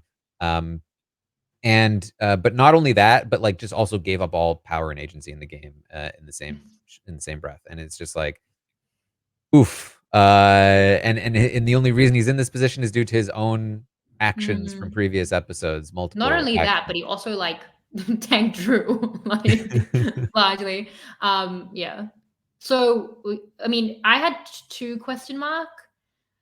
I feel like at least he has Dee to his detriment in ways, who does protect him, doesn't split on him. I think he can still win. looking not really looking at the edit, but looking at sitting next to Jake and Katura and being like and trying to claim all the Reba victories. Mhm. So in seeing that and knowing that he's going into a final 5 as a good challenge competitor, as someone who I think could kind of get through these last couple of rounds, even then, like, probably wouldn't take out D as he absolutely needs to. Actually, almost definitely wouldn't. Yeah, like, my issue is, like, if he sits next to Jake and Katura, are they the ones that took D out? Because I don't They would think have he's to the one. be. And if Because they did it, if the Queen Slayer aspect is big, it almost definitely won't be Austin. And if it is, it would be a very interesting romantic revenge arc. yeah, I mean, that's But the that's not thing. what I predict. I feel like the most viable path for Austin to win this game is to actively turn on D, and I just don't see that happening. Yeah, I'm gonna do 2 question mark. You know, I Just think that's fair, yeah. Yeah, like I don't give 0% anymore, 0% chance to win after the whole Gabler of it all. So I'm still giving him something, and that's what makes it 2. But then were we gonna also rank Drew? I actually don't have even a ranking or question mark, but we do this, right? Oh yeah, we usually do the voted out player on Survivor. Yeah, I mean, I think this round I'd give him like a 2. I don't think A he was 2? as bad as Austin. 2 is so low. It's low. I mean, he got voted out. He got voted out mainly because of Austin. And like No, he got voted out because he didn't split the votes last round. he prioritized the wrong people. Emily was he clearly was misreading Jake and Katura and D in a pretty dire way, and that made Emily more important to him. He thought he was splitting, but he thought he was splitting on Emily. So But like, yeah. like here's the thing. I'm almost counting this like he went out with an idol in his pocket, because 1,000%, if he asks Austin to use it on him, Austin uses it on him, right? Like, That's hard. Like we said the same with Omer and Lindsay. Like I don't know. I put more on Lindsay and Austin. I mean, certainly, and that's why I gave Austin a 1. Yeah, But also, Drew, like, dude, ask for an idol when you're in this spot. He clearly didn't have the right read, and even if you don't have the right read, like, get the idol anyway. I don't know, like, I think it maybe just came down to like the politeness of like, I don't want to ask my friend for the idol if I'm not sure that I need it, and it's just like, no, take it. He's safe. Take it. Yeah, and there are question marks around that. I gave him 2 Chissy points last week because I felt like he'd won the numbers over that did not then play out through one more week. You know, like I felt like he'd won the Reba war with people who would stick with him and were incentivized to stick with him from a jury perspective. And then he was like a bigger jury threat, and then these numbers didn't stick with him. So I think like he either needed to like really hone in and invest more on those numbers so they stuck with him. And for me, that is why you split against D and also take out D. But even in not doing that, it seems like maybe losing Emily was like a worst case scenario if she was going to be more loyal than all these people were. So I think last week I look more negatively at that because I was literally just looking at the split, at the time from a save Austin perspective, that Austin I felt like needed to speak to more. And I thought that they had a 1 vote split. But in looking at the diciness of something like a 1 vote split, even if Emily was like such a consensus vote, other splits you need to split against. And then also that he should have just actively, for me, parted with D or at least prioritized Emily over most anyone, not Austin, but like otherwise. In looking at that, I feel like the intentions were wrong and the break needed to be clearer and the priorities needed to be different. So I look at last week differently in saying that a lot goes better if Austin, doesn't tell D. And Omer said last week maybe he should have waited longer to tell Austin. So there's different ways possibly this could have been managed, but I do think that Austin and D is a very difficult thing to manage, and it's such a major reason that he leaves. So, I mean, I think a lot was on Austin, but he still can ask for the idol. I think I'll give him a 5. It's like it was a game well played. There was a lot of control, and that blame is difficult. I saw it differently at the time. I think reading a lot of that is hard, especially if I think Katura and Jake shouldn't necessarily flip against Drew. So for me, it's not necessarily in their best interest. So it's hard to read that they'll do that for the move or maybe against a better jury contender for them. Like he might be reading a sense of loyalty that feels really fair it did to me, because that incentive might not line up. So I think it's hard to read that when people are coming against it. And I think he does get outplayed by D, but D has been fantastic. So I'm going to give him just like a solid 5. Well, there you go. And okay, I want to do one last number thing, and then we will end this podcast. But percentages looking ahead at likeliness to win. Firstly, on just game with no edit. Okay. Yeah. So this is mine, and you just tell me where you have issues with it or want to change it. I have D on 50% in knowing that she could be like, the final 4 is really hard to predict, and she could be a target at 5. Julie, I then have at 35% because I think that she has an even harder run to the final 3. I think her name has been out there more. And then I gave 5% to the other 3, equally on like who can get credit if they just get to the end together. So for obviously for D and Julie, they need to get to the end against anyone but each other, and even against each other. It's an interesting argument. And the other 3, I think, just need to get to the end without D and Julie. And then I think from a game perspective, it could be pretty even though I do think that Austin has like tanked some chances, mostly in like this one flub. But I do think like without the edit, he could speak to the Reba stuff. So yeah, I had 50, 35%, and 5% each on no edit. Yeah, I think I'd be a little higher on D. Maybe around 60% or so. A little lower on Julie. Maybe like 30, maybe 25, maybe 20, maybe like 25, 20, 25. Right. So leaving them both at 85 still together, yeah. And then I would rank the last 3. I'd say Katura, Jake, Austin, and that I've how much, like 15%, 15, 20% left. Yeah. I would give like you know, like 8% to Katura, 7 to 6 to Jake, and 6 to, or I don't know, 7 to Jake, 5 to Austin, something like that. Right. So you're doing Katura, Jake, Austin in like, but like marginally different. Yeah. Yeah. Within 15%. Well, so with the edit, so that's kind of like in a similar, with the edit, I've put D up to 60% for me. And then I put Jake at 20%. But I don't know. Now, I felt like this edit was bad, but then it's like if he turns it around with his idol, like the edit is there, and I have felt like he's really been able to tell his own story. Then I put Julie at 10%. Because, like, I mean, Julie's had the fewest confessionals of these 5, but it's been pretty even. Like, it's been a very comprehensive edit, like the New Era usually does. But I don't know that it's been enough of her story. And then I put Katura at 9% and Austin at like 1% question mark. But I'm like doubting these percentages. They felt right at the time. What on edit are you even higher on D? Because I feel like maybe I should be even higher on D. On edit, I'm like 99% on D. I'm 99? So convinced. I maybe 95, like, because it's the New Era. But like, at the end of my stream on Wednesday night, I said I cannot see how it's not D. Like, it just doesn't make any sense to me.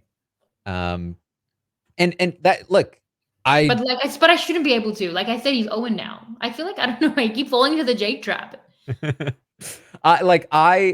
I've been bad at reading the New Era edit, so don't take my word for it. But like, it just feels like it's impossible for it to be anyone else. In the same way that the edit, it's been all about why other people lost. I feel like that's what I have. It's just like they've all like.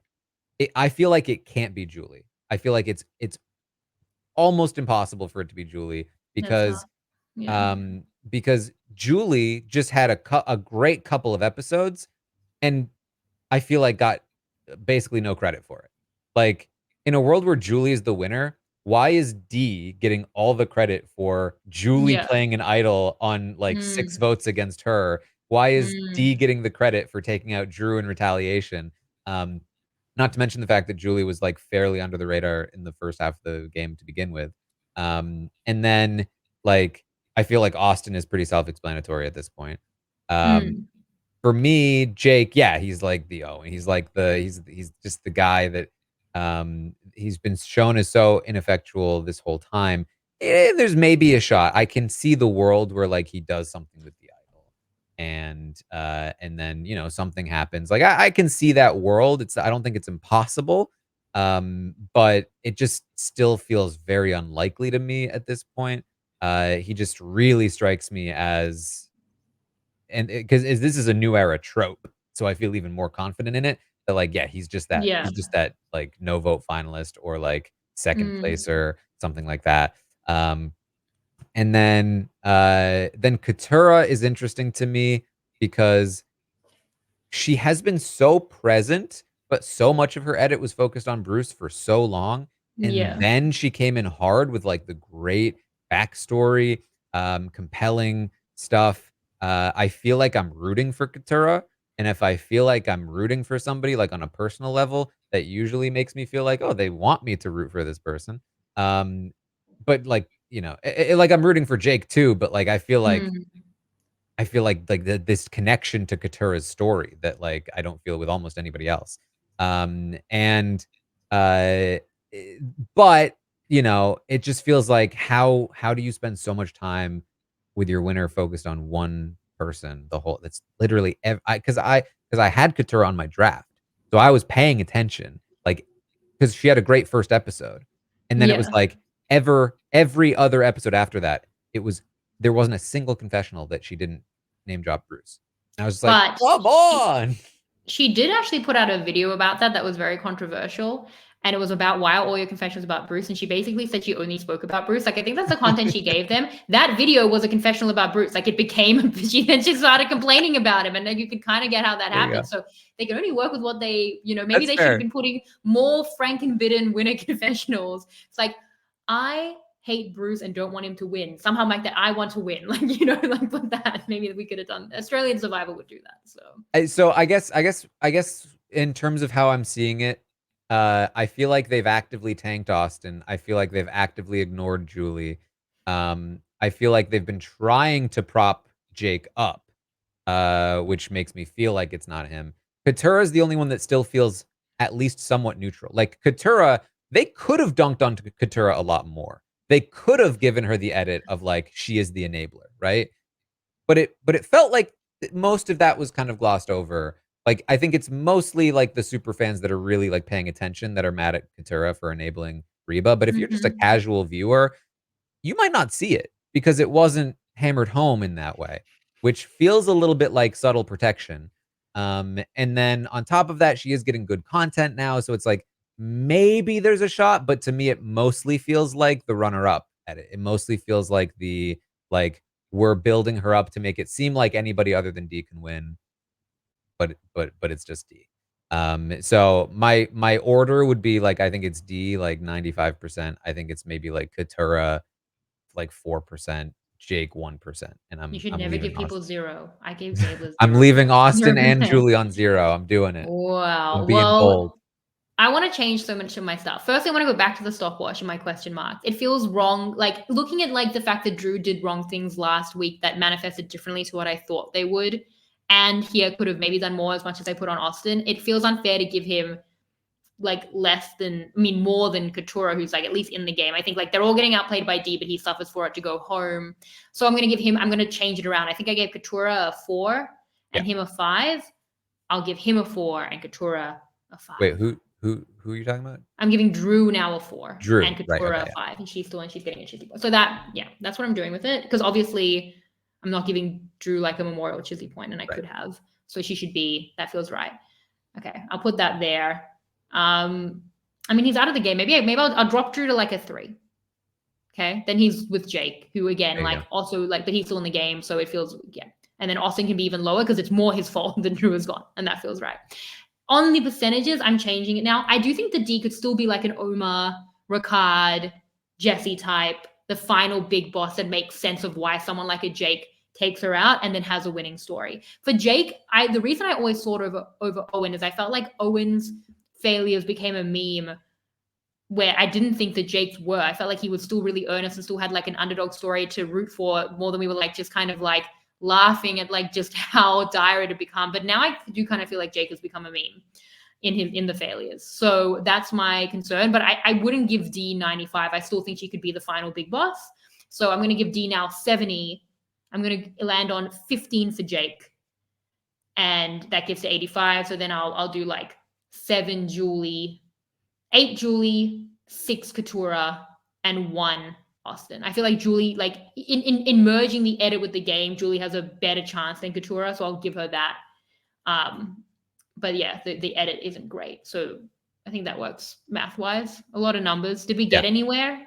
I don't know.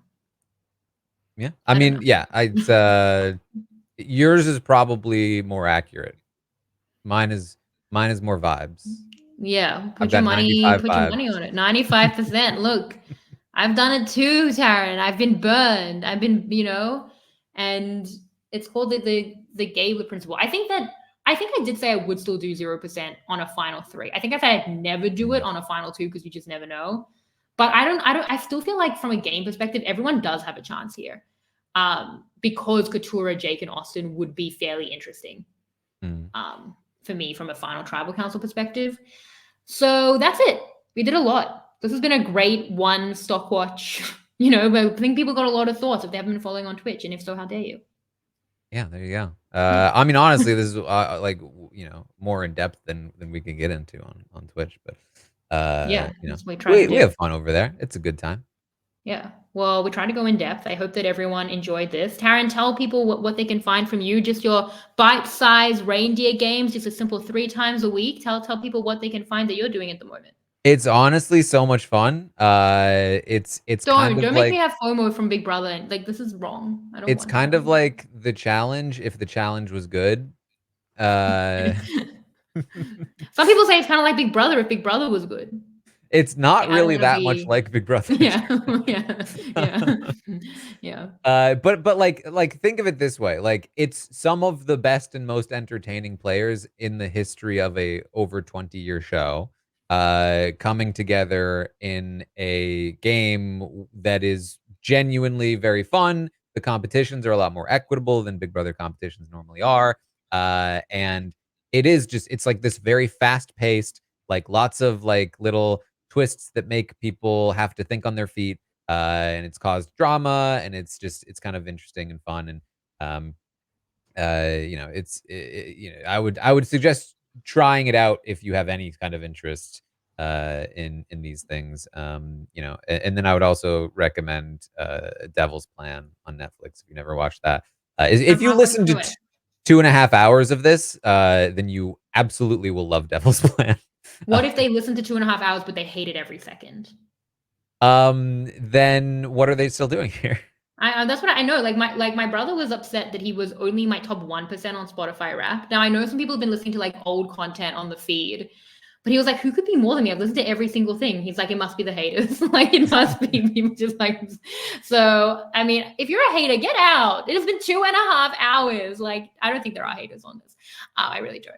Who knows? If it's you, shout out to you. If you're the one that's there, Anyway, shout out. But yeah, I mean, like I'm halfway through Devil's Plan. It's fun. It's intricate. Yeah. It's no genius though. It's no genius game. Yeah, I mean, where I'm at. I think it's got its strengths. But yeah, find me on Twitch. I'm live watching these episodes as they air, including Survivor, including Reindeer Games. The Traders season 2, gonna be coming soon. Out at a horrible time. It's got Sandra Parvati. It's got Dan Giesling, who is like the top of all time Big Brother player. It's got Janelle, who's a legend of Big Brother. It's got challenge people. I'm honestly not like the biggest fan of the Traders format, but like the cast is undeniable. So I'll be watching that on Twitch as well. So just come hang out, ask me questions, we'll chat. Well, this has been very fun. I'm covering Survivor UK as well. So next week of that is the finale. So we'll have exits with the whole final 5. We'll have the recap as always. We'll have the check-ins with Rob. And then next week for the finale of Survivor Global, I'll be with Nick again. And honestly, when we made that booking, it did feel like Emily was going to still be in the game. And he was, the number 1 Emily stan, but he's still going to be here next week to talk it all through. So we'll see how much our percentages work out, Taran, how much egg there is on our faces for that. I want to say as well, covering The Crown, which just, dumped all its episodes right next to Christmas. It's a very big week of podcasting for me. Follow me at Shannon Gates, where I put all of that out. And for the Sydney siders, Australian Survivor fans, if you're 2.5 hours through this, I hope you're watching Survivor 45. For the finale next week, please tell me you're watching Survivor 45. We will be at the Agincourt. Is that how one would pronounce? Anyway, it's a bar within that, and in Sydney City to watch the finale of 45 as a community next week at the event. And I posted about that on Twitter. So get in touch or check that out for the event of that in a week. Well, not a week. It's in 5 days, the finale. So excited to see how this all wraps up, Taran. But it was great to go through it all with you. It's been very intricate the last couple of weeks. I've been thinking about all the strategy a lot. So it was great to talk it all through. Yeah. Thanks for having me. Of course. I mean, it was a crossover. Even though the one Stockwatch that was done this season, we're honored that you did it here with us at Global. But thank you, everyone, so much for listening. Thank you again, Taran. Thank you to our team behind the scenes. And I will see you next time. Bye.